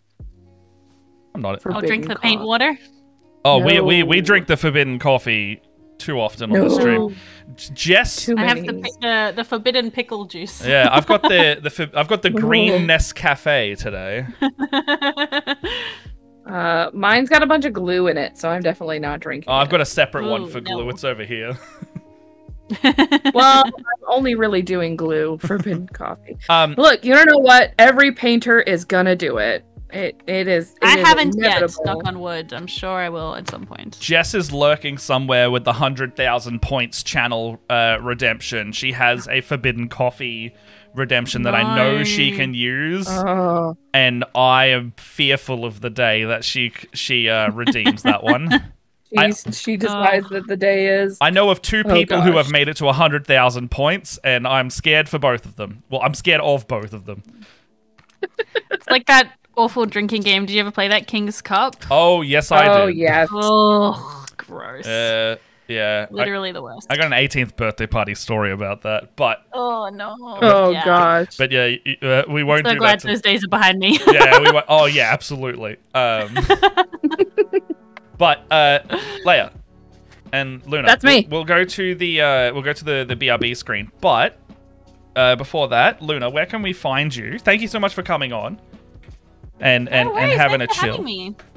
Because Well, you can find me right here in the Twitch chat. There's my name. You can click it and follow it if you want. I stream 3 times a week doing different D&D variety content, including a Critical Role hype party every week before the episode airs on Twitch. And I'm also on YouTube doing stuff. Everywhere at Luboffin, on Twitter as well. I am also on the other platforms, but I don't use them because they suck. that's fair.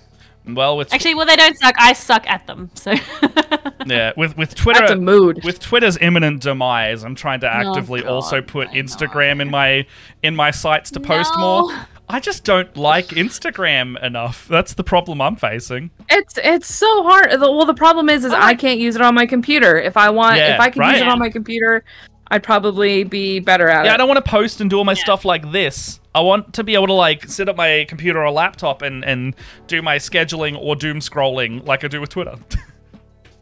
yeah, absolutely. Yeah. Anyway, we'll be back shortly, and we'll probably go for maybe another hour after this, depending how we're feeling. I've still got a lot to do on the Space Marine, and I might switch over to the Tower little guy. But until then, we will be back. Bye. See you later. Bye. See you in a bit. In a second, don't go.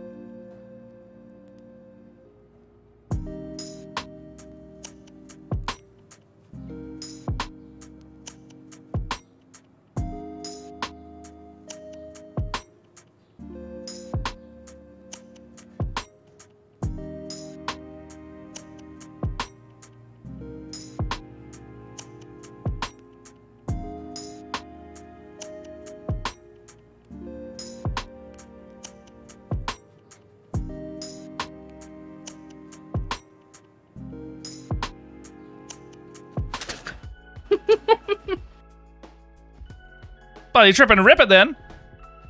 Let's go. We're back. What? That was way too Australia for me. I'm sorry. Trip it and rip it. Rip it and trip it? I have no idea. Hello, we're back. Welcome back. Hello. Thank you to all the people who stuck around. We love you. Yeah, I also got a bunch of new green paints that I need to keep building up to, and I found a really fluoro one that I forgot about buying as well. Ooh. I'm very scared of what Talera has said in the chat, as a side note. Very. She's got 4.7. I have 69K. I don't get them. Not allowed to get them. One day when it's not us on stream and we get the boys to do like a swap one day, I'll come in and just be like, with my infinite points, I'll just drop one.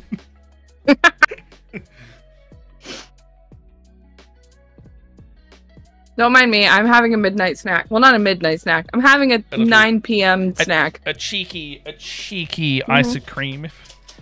Well, so like I was telling you just before, it's so hot here. Yeah. It went from like it was How 50. hot is it? It's hot. It's fucking hot. I know that's from a thing, but I can't remember. I don't either. I respect a 9 p.m. snack. So it's been 50 degrees here, which I think is like 10 for you guys. I think there's like a 40-degree difference. Yeah, roughly, yes. I don't know the exact, but that sounds right. It's like approximately 40 degrees difference between you guys and us. So basically, I am on the east coast of the United States. So we went from 50, so think you were 10, and went all the way up, and we shot up to 80. Which is... That's drastic. Math. Oh, that's what Melbourne does frequently. There's a shitty saying that I have hated since I've lived here, that everyone's like, oh, it's 4 seasons in a day! And... Are you frozen, Leia? Are you still there? Hello? No, I'm here. Oh, your video froze. Uh-oh. No! Yeah, there's a thing in Melbourne, people are like, where the weather changes drastically. It'll go from like 30 degrees to 10 degrees, and they'll be like, oh, haha, Melbourne, 4 seasons in a day. I hate it. I'm a little grouch with that saying, because it's like anytime someone visits, you hear it, or like someone from Melbourne says it, you're just like, ugh.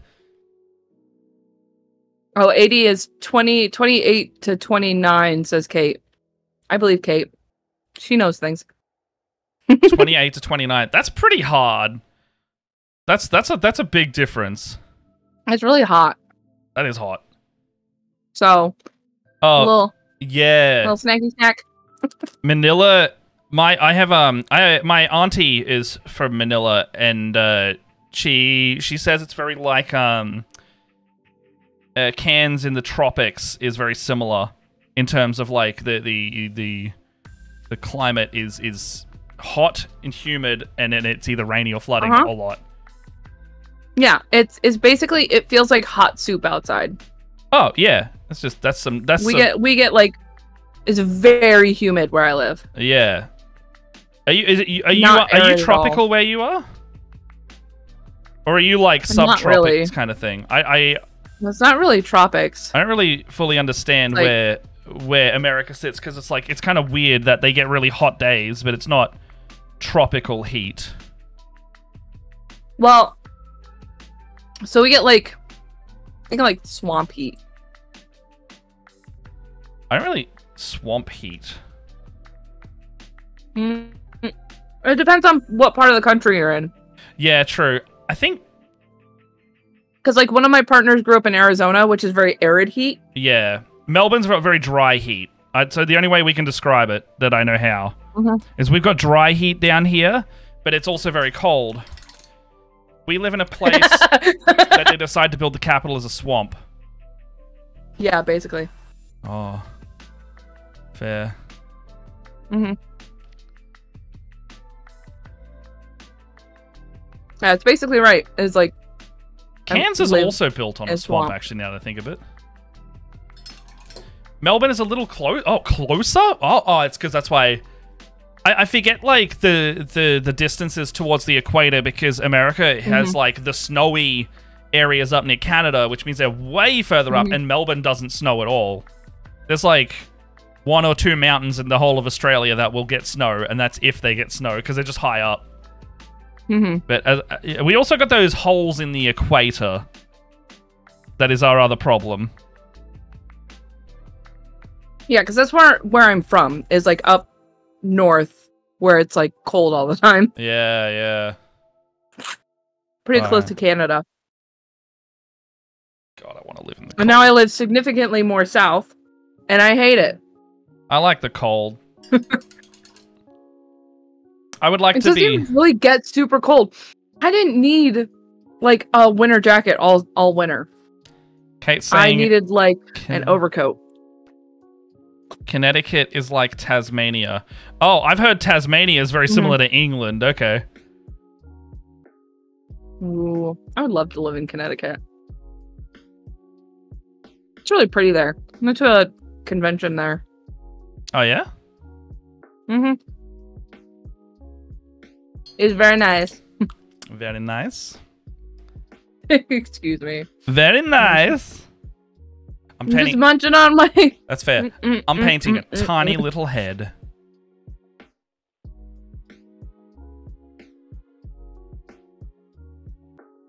It's so small the camera won't focus on it. Cold never bothered me anyway. Cold never bothered me anyway. I'd rather be in the cold than the sticky humidity. You run out of that's how I feel. So that's why I like being in Melbourne so much, because it's still on the mainland of Australia, and there's only so many layers that you could take off before it is unbearable or illegal. And then I am of the same mindset. Just put coats on. Oh, that's why I'm warm. Jess has the heater on. Meanwhile, Jess is the opposite. She gets cold if it's not exactly 25 degrees Celsius. And so the heater goes on at 8 in the morning every day. And then I complain, and then she's like, what are you going to do? Get up in time to stop it? And I'm like, you're right. I don't want to get up early. Yeah, that's it. Like, when I was growing up, you just have to hope that you have an aircon or something, or like a high-powered fan. Otherwise, you just sweat.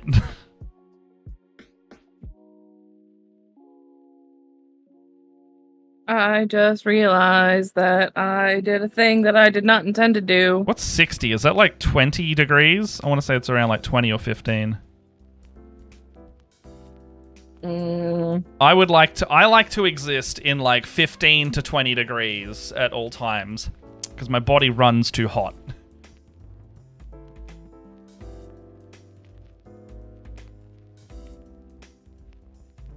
Oh, that's why it has torn the baking 15. paper. Oh, that sounds nice. 60 is roughly 15. See, that sounds I could wear trackies at any time in the day. I could have a jacket on if I feel like it, but I'll probably still wear shorts. Yeah. I would be comfortable in that, because then like, if I'm hot, then I can take layers off. If I'm cold, I can put layers on. That's it. It's layering. That's Layering how I time. want to exist. Layer with the layers. Yep. I just realized that I made a slight mistake. Now I have to rectify it. What have you done? Well, so I wanted this like little pathway to go up from like the camp to the statue. Yeah. But then I realized it only made sense to have like, you know, with the way that like grass works, it growing up on... I don't know what I'm doing. I'm talking words, but nothing of it makes any sense. Don't make us redeem a compliment. I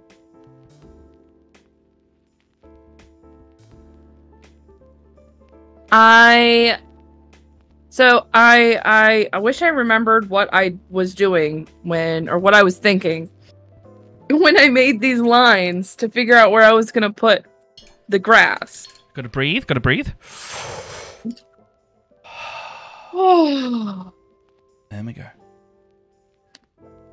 like Bob Ross and those happy little trees. Yeah, and it's not quite a mistake, but it's like I kind of wish I knew what Leia 6 hours was thinking. I'd like to know what she thinks. 6 hours ago or from now? No, 6 hours ago, Leia, when I was mapping this all out. Ah. Because, like, I wanted a little path up here, but, like, it makes sense to have the flat areas covered in grass. Because that's how stuff works. But I don't know what I'm doing. I have no clue. You'll be okay. I don't doubt that. Just Leia would like to know what she's doing. So my OCD, my brain wants to know what we're doing, so I stop messing things up. Ah. They're drinking coffee and watching Korra. Oh! I was watching... Wait, 6 hours... I wasn't watching Korra 6 hours ago. That was like 4 hours ago. And I didn't have coffee at that point. Saving my coffee. I was saving the beans for when I was on with Matt, because I need Matt. I need beans when I'm hanging out with Matt.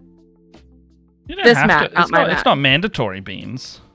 No, but then I'm like yawning the whole time. Yeah, that's fair. I feel like I'm no fun to be around when I'm yawning. You're 'Cause, fun like, to be around at I'm any like- time. I'm one of those persons that's like I would hate to give the impression that like my yawning is like I'm bored. I don't want you guys to think that I'm bored. Oh. I'm just really tired because I've been up all day. I was having a meeting with Ellen last week or the week before, and I was doing my yawning and stuff because I do that. And she's like, "Oh, I'm sorry. It's late. It's like 10:30, 11 at night." She's like, "I'm sorry. You seem so tired. Go to sleep." And I just go, "Oh no, it's my secret cap. I'm always tired. We're good. Yeah. Let's keep talking." 6 hours ago, it was 3:30 for me, and I was reading a new book. Ooh, what book? Tell us if it's appropriate. And if it's not appropriate, you should still tell me. I still want to know. Yeah, tell us that smut. Give it to me. Tell us the smut you're reading. The smut I'm reading is a lovely little series that I finally was able to order recently because I was missing one of the volumes. It's called Dragon Ball Super, and it's a lovely little smut manga between two men who love to power up their hair into golden and blue forms and save the universe together. It's a really good gay love story. I adore you. I was trying to look in a lot of stores for it, and I couldn't find it, and I was like, bugger it, I just ordered it online. It got here, and I immediately read like half of my volumes. It's a good time. The villain that I'm reading is supposedly by the fans a new like iconic level villain for the series, so I really wanted them to adapt it into the anime. However, they haven't in like 7 years, so I was like, I'm just gonna read it. I'm just gonna read it myself. Fuck it, do it myself. Bugger it. I'm just gonna read the Get under manga. there. And if it Get comes under out in there. the anime one day, I'll watch it knowing that it was very good.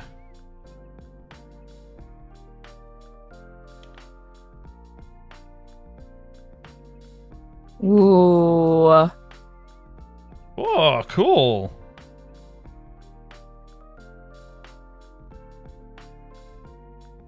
Ooh. So, GM's got... Oh yeah, you were saying that you can run Power Rangers. I was very keen on that. What Power Rangers? Yeah. Girl Wonder knows how to run a Power Rangers session. RPG. What? Is it a separate RPG? Like, what systems does the Power Rangers one run off?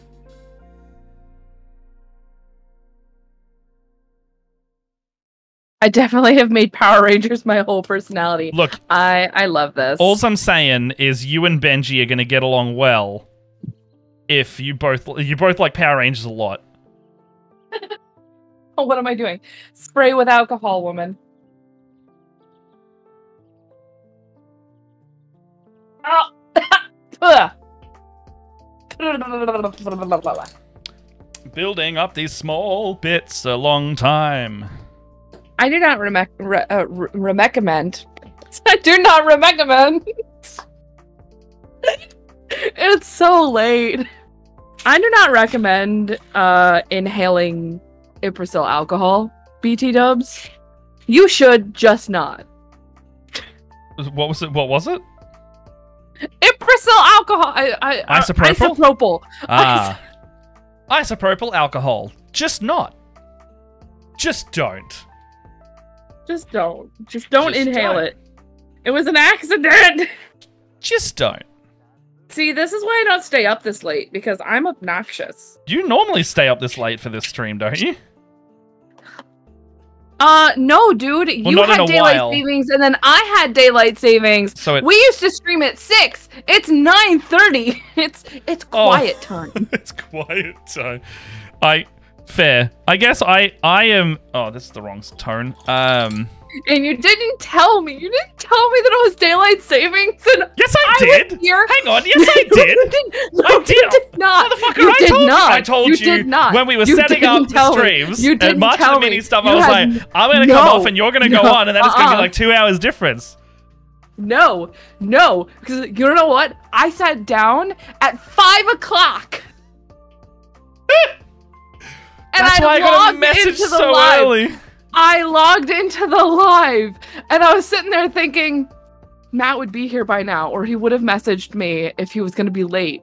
What's going on? And I look at my phone, and it says it's 7 o'clock in the morning in Melbourne. Oh, you said it. You said it like a pro. No. So it says it like no. Yeah, no, right I know, here. I know. I have on my phone. I have what time it is in Melbourne. All time. Oh, I think my headset just died. Can you hear me? Hello, hello. My headset just died. Hold on. No. Well, this is the part of chat that we can say Oh. whatever we want, and Leia won't know about No, you it. can't say anything that you Yeah, want. we I can say read your whatever lips. we want, and then F's in the chat for Leia. Stop it, Matt. Whatever you're saying. Oh, I have no idea what she thinks of this. Woo-hoo-hoo.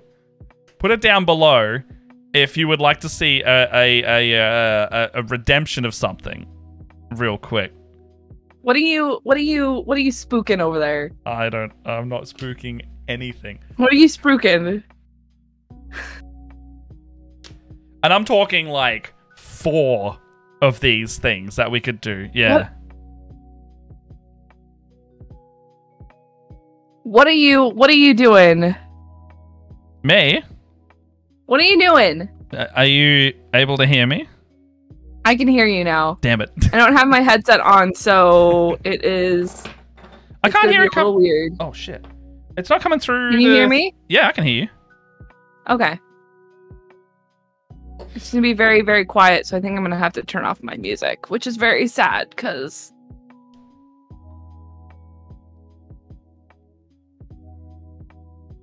Computer, stop playing.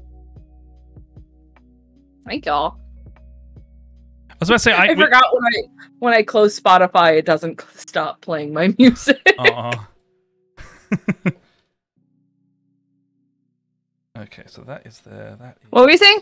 What's going on? Oh, nothing at all. Nothing at all. Nothing at all. Nothing. Nothing at all. Nothing at all. Nothing at all. What's going on? You know, we were saying how much we appreciate and support you. You appreciate me and support me. Yeah. While Leia fights with her computer, let's say nice things about her. Aw, see, girl wonder knows. I was saying in the chat, get like a bunch of channel point redemptions that only you have to do. A bunch of channel redemptions for what? No, I don't know. I was making up words to make it look like I was saying something on the stream, mostly. Yeah, just to make me feel paranoid. Oh, absolutely.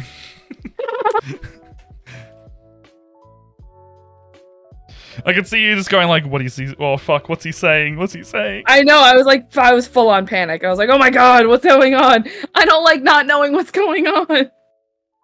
Yes, we were conspiring against you to compliment you. Oh, no, not the The worst crime of all. No. Make it stop. Okay, so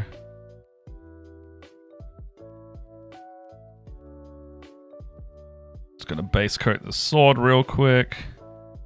You want to know what the best part of this is? What? I bet by the time I finish this diorama, it will look like I know what I'm doing. What do you mean you do know what you're doing? I don't know what I'm doing. Yes, you do. You don't lie. What are you talking about? I'm not a professional. I just play one on TV.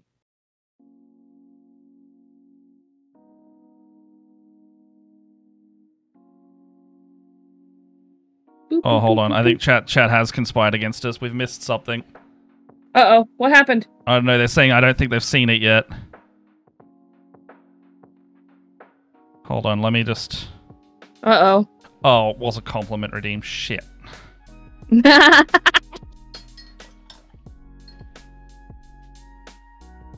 are we complimenting? Oh, the Are we dice complimenting casters each other? bloody got us.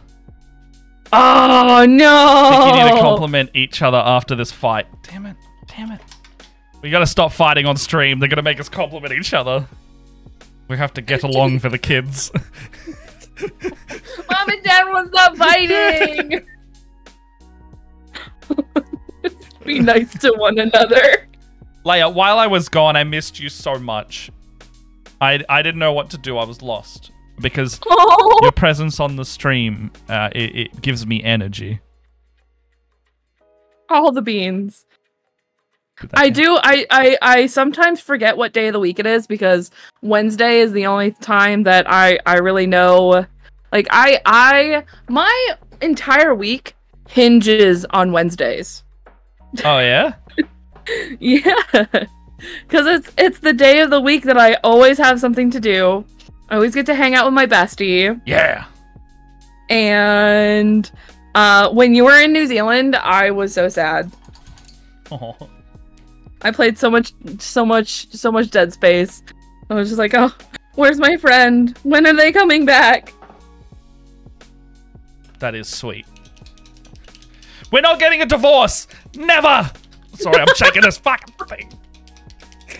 We promised each other that we would never get divorced. We would work out our problems. We'd work out the problems before getting it. We'd tell you about it before we're having any problems. We would tell you. That's a classic parent line, right? I don't have divorced parents. I don't know. My parents aren't divorced either.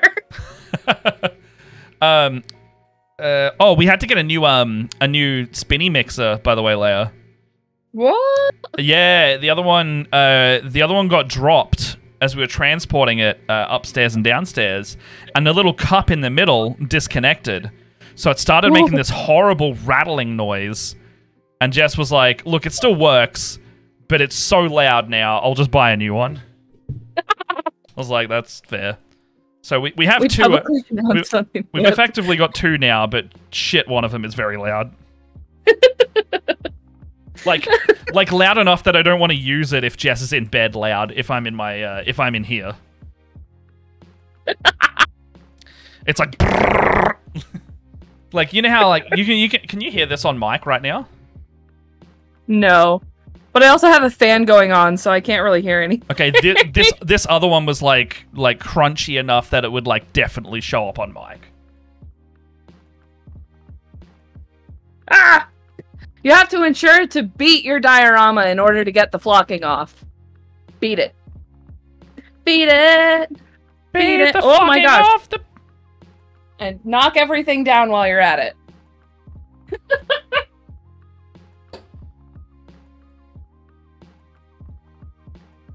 We'd like to publicly announce it on the internet before it would ever happen. Yeah. Yeah. Remember? I always remember the days, and I always felt really bad because I was sort of like low-key like aggressive at you for like a while. But I was like, don't worry, this is how I show my affection for people. This is how you know that we're friends. But now we're much closer, and I'm a lot less mean to you. It's funny because like you were like, I show aggression to the people I'm close with, and then I surpassed that boundary, and now I'm all nice all the time, and that's how I'm in. Yep. I know I'm in now. We're friends, but I'm now a close friend because now you feel bad if you insult me, whereas I do it anyway. I'm a little goblin. You're not mean to me. Well, yeah, You're not mean to me. I'm mean to. Yeah, actually, if we meet in person, you'll see. I'll be a little bit mean. You're gonna be a little bit mean Just to me when we meet in person. A little bit mean. All right. Well, just know that I fight dirty. I'm a bogan. I'll go feral. I'm a New Yorker, so will I. So it was really funny because you know how George is like ripped, right? Yeah. Benji, we were at the D&D the other day, and George made some kind of joke, and then Benji just flatly was like, "Matt could beat you up." And then I went, "What?" And then George was also like, "What?" I'm like the least fit person in the group.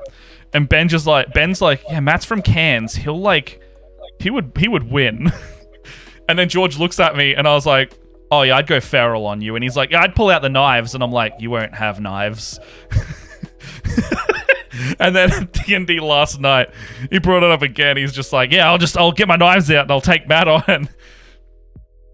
It's funny.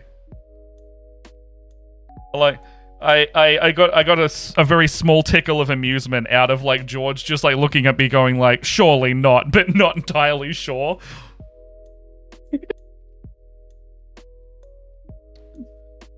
I am okay. Anyway, all right. All right. The point is, I would go fucking cans on your ass. I'm a New Yorker, man. I'm Canadian, and I don't like talking. The talk of being mean.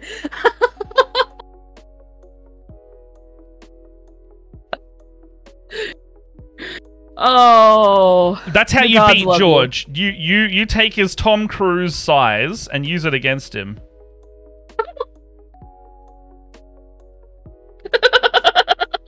Sorry. Like, he's much faster than all of us, granted. He's got the dexterity through the roof. But if I get my hands on him, he gets suplexed, and then he doesn't run anymore.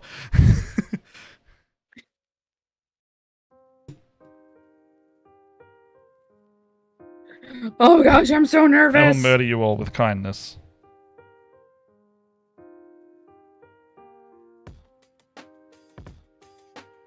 I love Canadians. Canadians are like actually nice Australians. Actually nice Australian. People say Australians are really friendly, but like we're friendly if they don't fuck with us.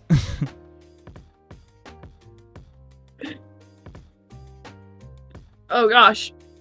Oh, I put too much glue on the face. Oh no. Oh, this is bad. This is bad. Panic.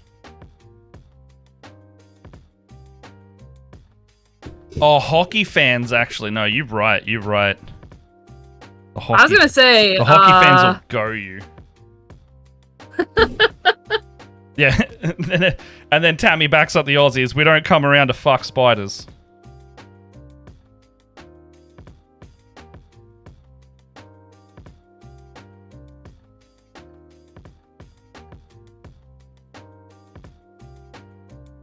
Oh, I'm liking the layering on this. Who needs shading?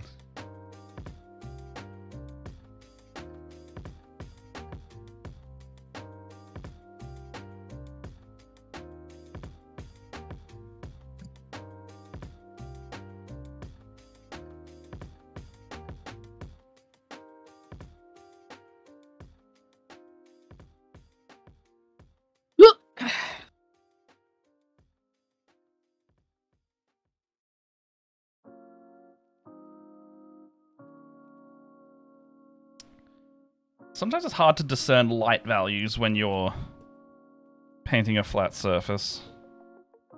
Truth. It's kind of placing them, and I'm like, okay, that looks good enough.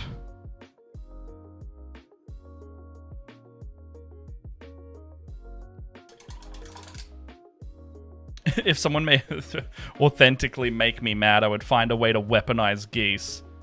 I want to see someone holding a goose by the legs Like it was like a shotgun and like pump the neck. Be like, whack!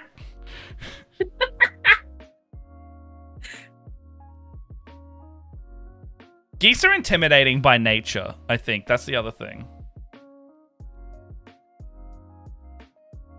Yeah, they're definitely spoopy. Yeah, they're bludgeoning damage. Oh, geese club.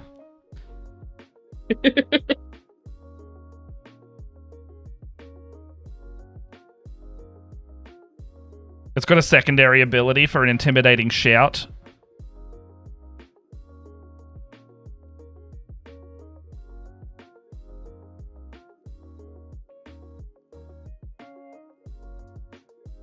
Alright.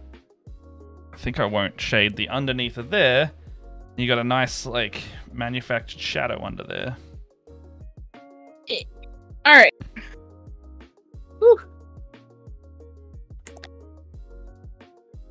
I think... Oh, I'm gonna have to move. Alright. Well, this head's looking pretty good. I've done... Oh, yeah, he's turning that green. It's coming up on camera. Sweet. It's dark. I've used my 3 darkest greens so far. Ooh. Oh, dude, that looks awesome. Give me... Hold on. I'm still beating the grass off of it. Oh, it looks great. You think so? Yes. I think it's coming out pretty cool. I just put grass on the top bit here.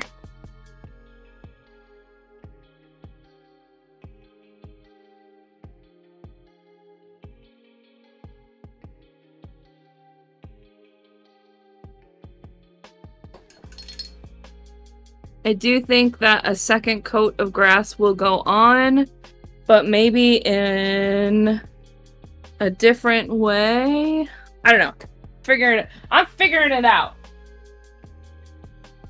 What?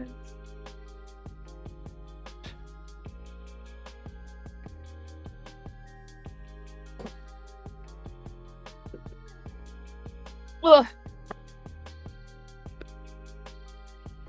I'm also not making as much of a mess as I thought I was gonna. Oh, which makes good. me feel good about myself. That's good. What are Timbits? You mean like Tim Tams? I don't know. Oh, donut holes.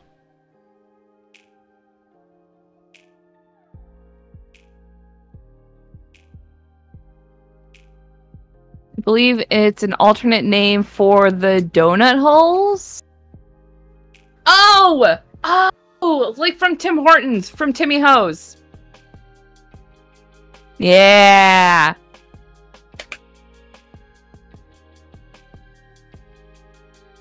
I don't know. That's what I'm guessing. That's what I'm thinking.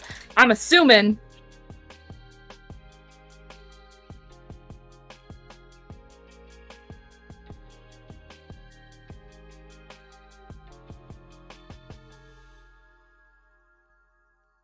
I thought I was gonna lose a lot more flocking than I have so far. That's what we're talking about. Yes. Ah, right. There we go. See, I grew up north enough in New York that we actually had Timmy Ho's in my hometown because Canada was like a 30-minute drive, if that.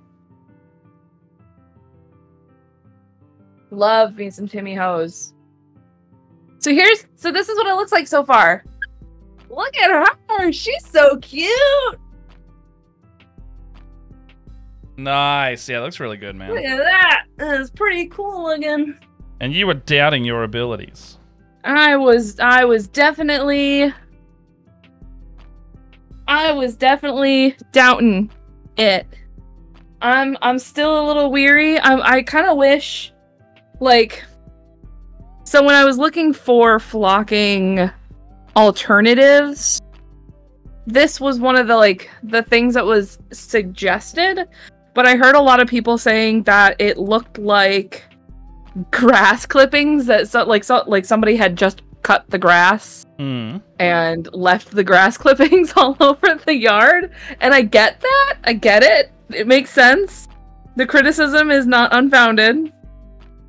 But I definitely think it is a good, excuse me, alternative.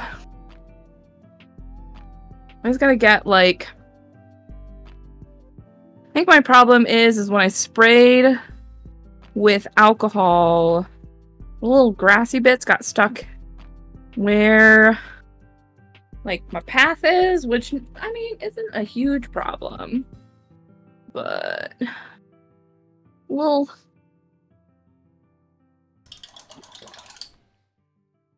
because it's not like static grass, it looks a little wonky. That's fair. Oh my gosh, it's 10 to 12. Oh man. I must have hit painting flow because I'm like mixing greens together now to like make this helmet slightly brighter on each pass. Ooh. And I had to move down a brush size so I could do smaller and smaller areas. Matt, you want to know what this means? What? I might be gluing stuff down tomorrow night. Ooh! Maybe. We'll see. No, I should. I told myself I was going to finish this project. That means I am going to finish. Yeah, you should do that.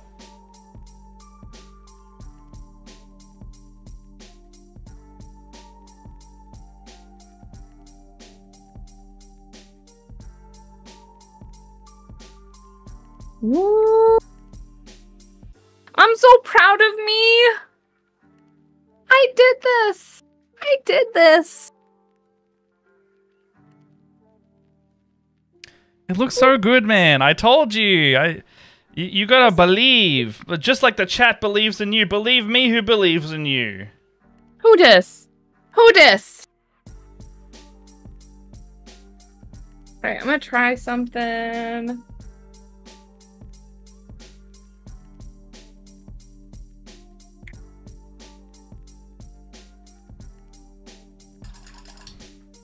Alright, this head's looking good. I didn't think I would get this much detail going on the stream. It's a nice green. Oh, I can see it. Yes. So I'm trying to make it like lighter at the front and darker at the back. Uh-huh.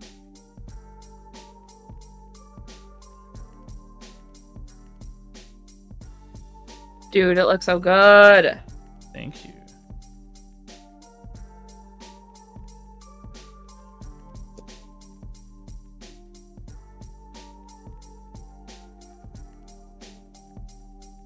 Alright.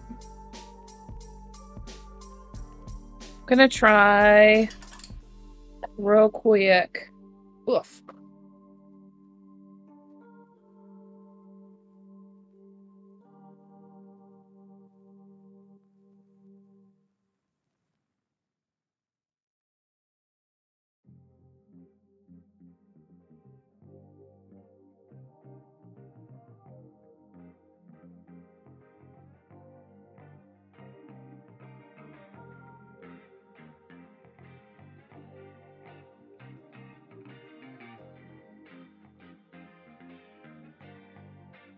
Oh! Oh!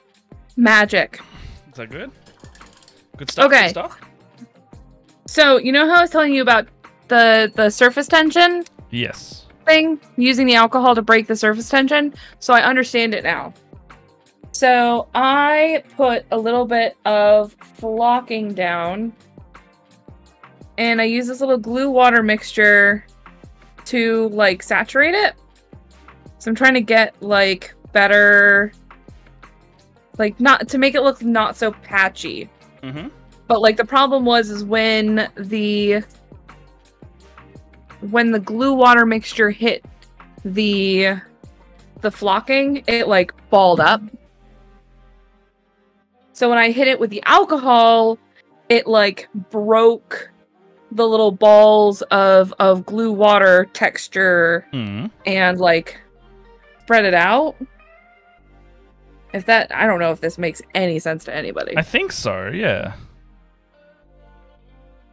Let's see if I can do a little bit on screen here.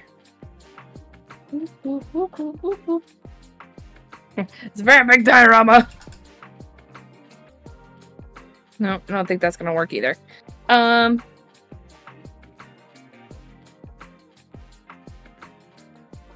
move my camera. Here we go. This is gonna be a little cattywampus, but it will make sense. So, to cover some little bald spots here, I'm gonna add a little bit more flocking.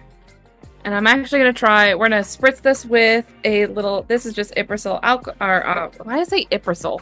This is just isopropyl alcohol. And then I'm just gonna take this glue, and then it flattens out instead of balling up.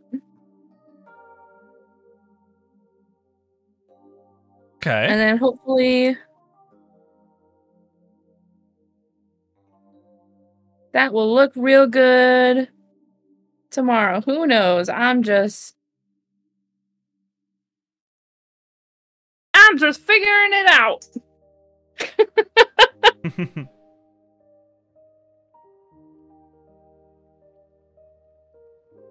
Oh, that is not what I want. Although I will say, Matt, I think the extra hour, as much as I loved it, I think I'm done for tonight. That's fair. Done a lot. It's been a lot. It has been. Wow, man, the color. Like here's okay. So here's the body and the head side by side. Look at the color build up on the head versus the body. Oh my gosh, Look how green they are. dude, that's fucking gorgeous. Oh, yeah, Oh man. it's coming out. Dude, I can't wait to see the rest of it. So I'm gonna do that on the entirety of that green model. Basically, like just do a really nice slow build up of those greens, and then I'm gonna whack out one of my really nice edge highlighting brushes, and then I'm gonna go for like an extreme sharp highlight on most of that model. And I'll probably have to do, I might have to do that off screen, but yeah, I'm gonna build up all those base coats. I'll probably keep working on that tomorrow because I really like how that's turned out. I mean, if it's anything like some of the stuff that I've seen you do in the past, it is gonna look so freaking good. Thank you. Oh, there's something I wanted to show off while Luna was here about the slap chop. I have my I have these guys that I procrastinated working on. And these are all slap chop. The method of like underpainting with like black and white, and then just going over the top of all of them with contrast paints. The same way I painted the Beast Snagger Boys that NVCM DM kindly gave to me at the end of PAX last year. So here's these guys. So they, you know, the black and white undercoat, you can very much see has done all the values for me. Ooh. And get rid of the palette real quick. Oh, those look so cool. Yeah, so like that's literally just contrast paints on top of a black and white undercoat. And they turned out really good. That's like, this freaking awesome. Hey, there's Luna. Luna. She can see it now. These are the ones that I was talking about. Ah, hello, Chemo. But yeah, so that's what Slap Chop comes out like. And I'm sorry, the 36th of March is killing me. I just read that as well. But yeah, that's roughly what it looks like in the end. It's one of those, like, if I want models done kind of a bit quicker, if I want models done like without having a lot of fuss, like all you need to really do is just like choose the colors of the contrast paints. Luna, I'll link some in the March of the Minis chat. I will link some Actually, I'll put in artsy stuff and I'll tag you there. I've got like 2 videos I always go back to for Slap Chop, and I'll put them in the Discord. I'll put them in the Discord straight after this. They are very, very good things. And then as long as you have like access to that line of contrast paints, and you can kind of pick and choose the colors you want. I would not say buy. Don't go through and buy like all of them. Buy the ones you want for that particular mini. Because they, unfortunately, Citadel are on the upper end of the price range. And I will not tell people just to go and buy like 20 of those things. get the ones that work for you the best. But anyone who wants to see the stuff happening in the Discord, Man, that that's so LinkedIn freaking cool. Oh yeah, you gotta check out the Discord to make sure, like, go to the March of the Minis, where we will be posting all of our cool progress. I will definitely be posting a big picture of this diorama all together. Well, not all together, but the at least this little bit. I'm so proud of this. I'm gonna take some nice photos of this head and body that I've been doing. Yes, I want to see some close-up beauty photos. Yeah, I was looking at I was also looking at getting one of those like little rotating plinths to maybe do some I want to maybe get some like on hand like black card or like a backdrop card because I have my little key light, right? So I can basically just set up like a portable like a pop-up thing on my desk to take a nice photo with the DSLR straight after stream or something. I don't know. I want to do a bit more like high resolution photos of my minis or like some of the nice ones maybe on like a day. Yeah. And just like I don't know, it doesn't have to be like on stream or anything, but I wouldn't mind taking some nice snaps of them on a backdrop that's not the maple beige of my desk. Just like go over there, pop it in. I could probably even like modify I got my airbrush booth just over there. I could probably just have like a paper slip just sitting in that. Then I go. I saw Papa Glitch, who I've been talking to on Twitter a little bit. They had some really good hints and tips to mini photography with a smartphone, like going in and adjusting all of your what are they called? Going in and adjusting like the settings on the exposure manually on your camera prior to taking the photo really helps. And things like that. That's cool. But yeah. Oh man. Other than that though, we're at the end again. It's gonna be over soon. It's gonna be over again. I'm gonna finish tomorrow, guys. I promise. Look, if I can live through you and you finish, we can at least have succeeded in some capacity. Because I know I won't succeed by tomorrow. Do it. However, I'm gonna probably keep working on this while March of the Minis isn't on. Like, I really want to get it finished and make sure we can have them done. I want to take nice photos of this one. I want to do all the good stuff. Definitely think. I'm gonna try and solidify. Let's see how long this takes to dry. Because the glue dried pretty quick. Although this looks like well, the glue dried pretty quick for this regular terrain stuff. But this is taking a second. We'll see how long it takes to dry. Maybe my glue water composition needs some adjusting. But I'm gonna see if I can solidify my grass a little bit, and then yeah, I'll make sure all my stuff is painted for tomorrow and get all the good stuff. Maybe it'll be something where I add the donkeys later or something like that. Or I've got the 2 mules that I'm working on. Maybe I'll add those later after finishing them. They're not integral, but see how you go. I mean, I want to see some nice pictures as they're all done, and then we can be like, look how good that turned out. I'm definitely going to be popping out. I've got one of those big light boxes. I will definitely be prying that out for this project. Heck yeah. All right.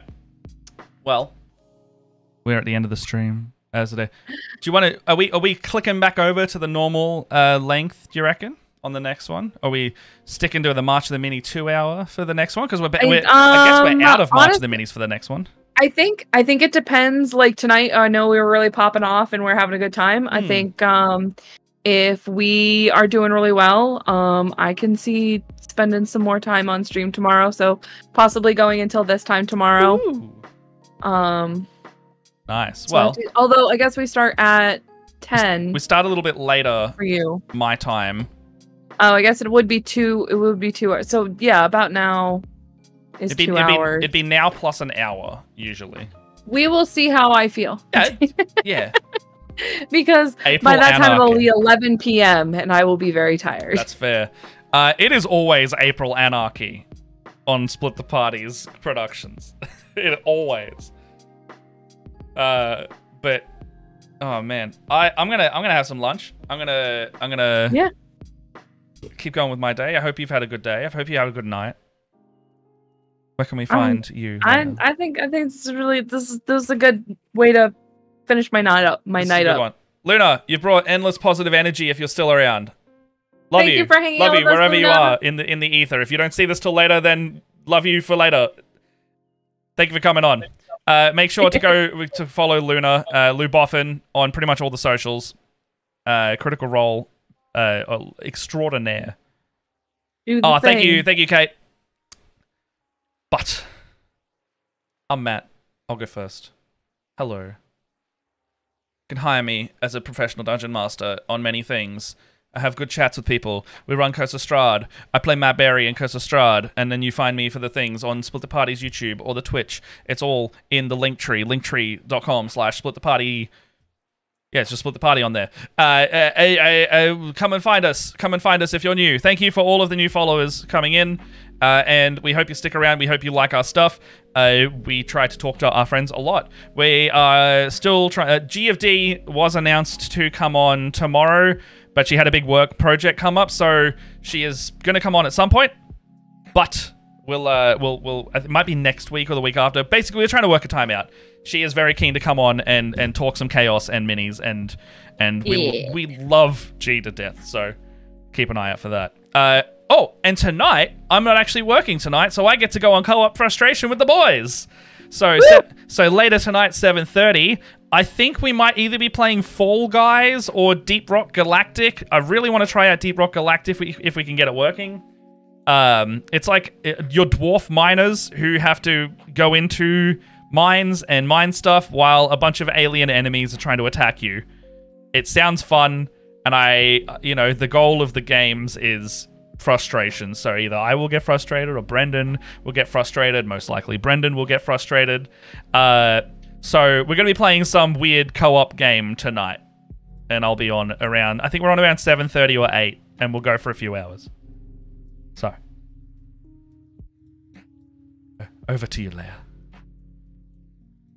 Hi, I'm Leia. You can see me at the thing. Sources Sundry. I post stuff like this and cats.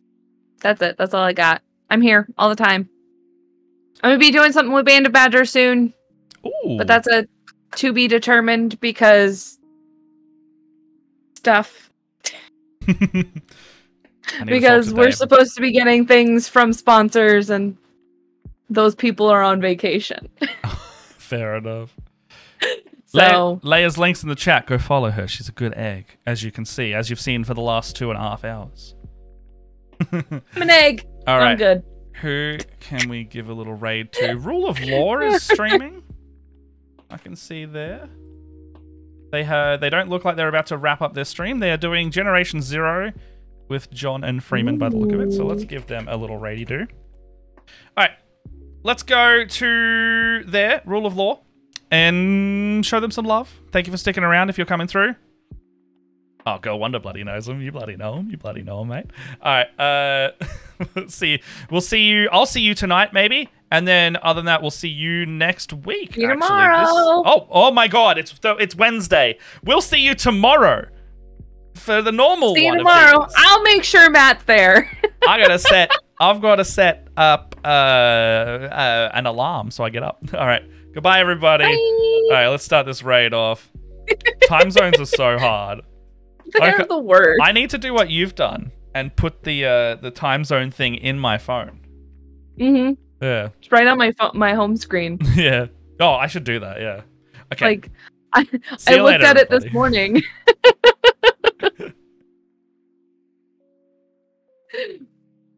When you text me this morning, I literally closed the chat to see what time it was in Melbourne. I'm like, why is this man still texting me?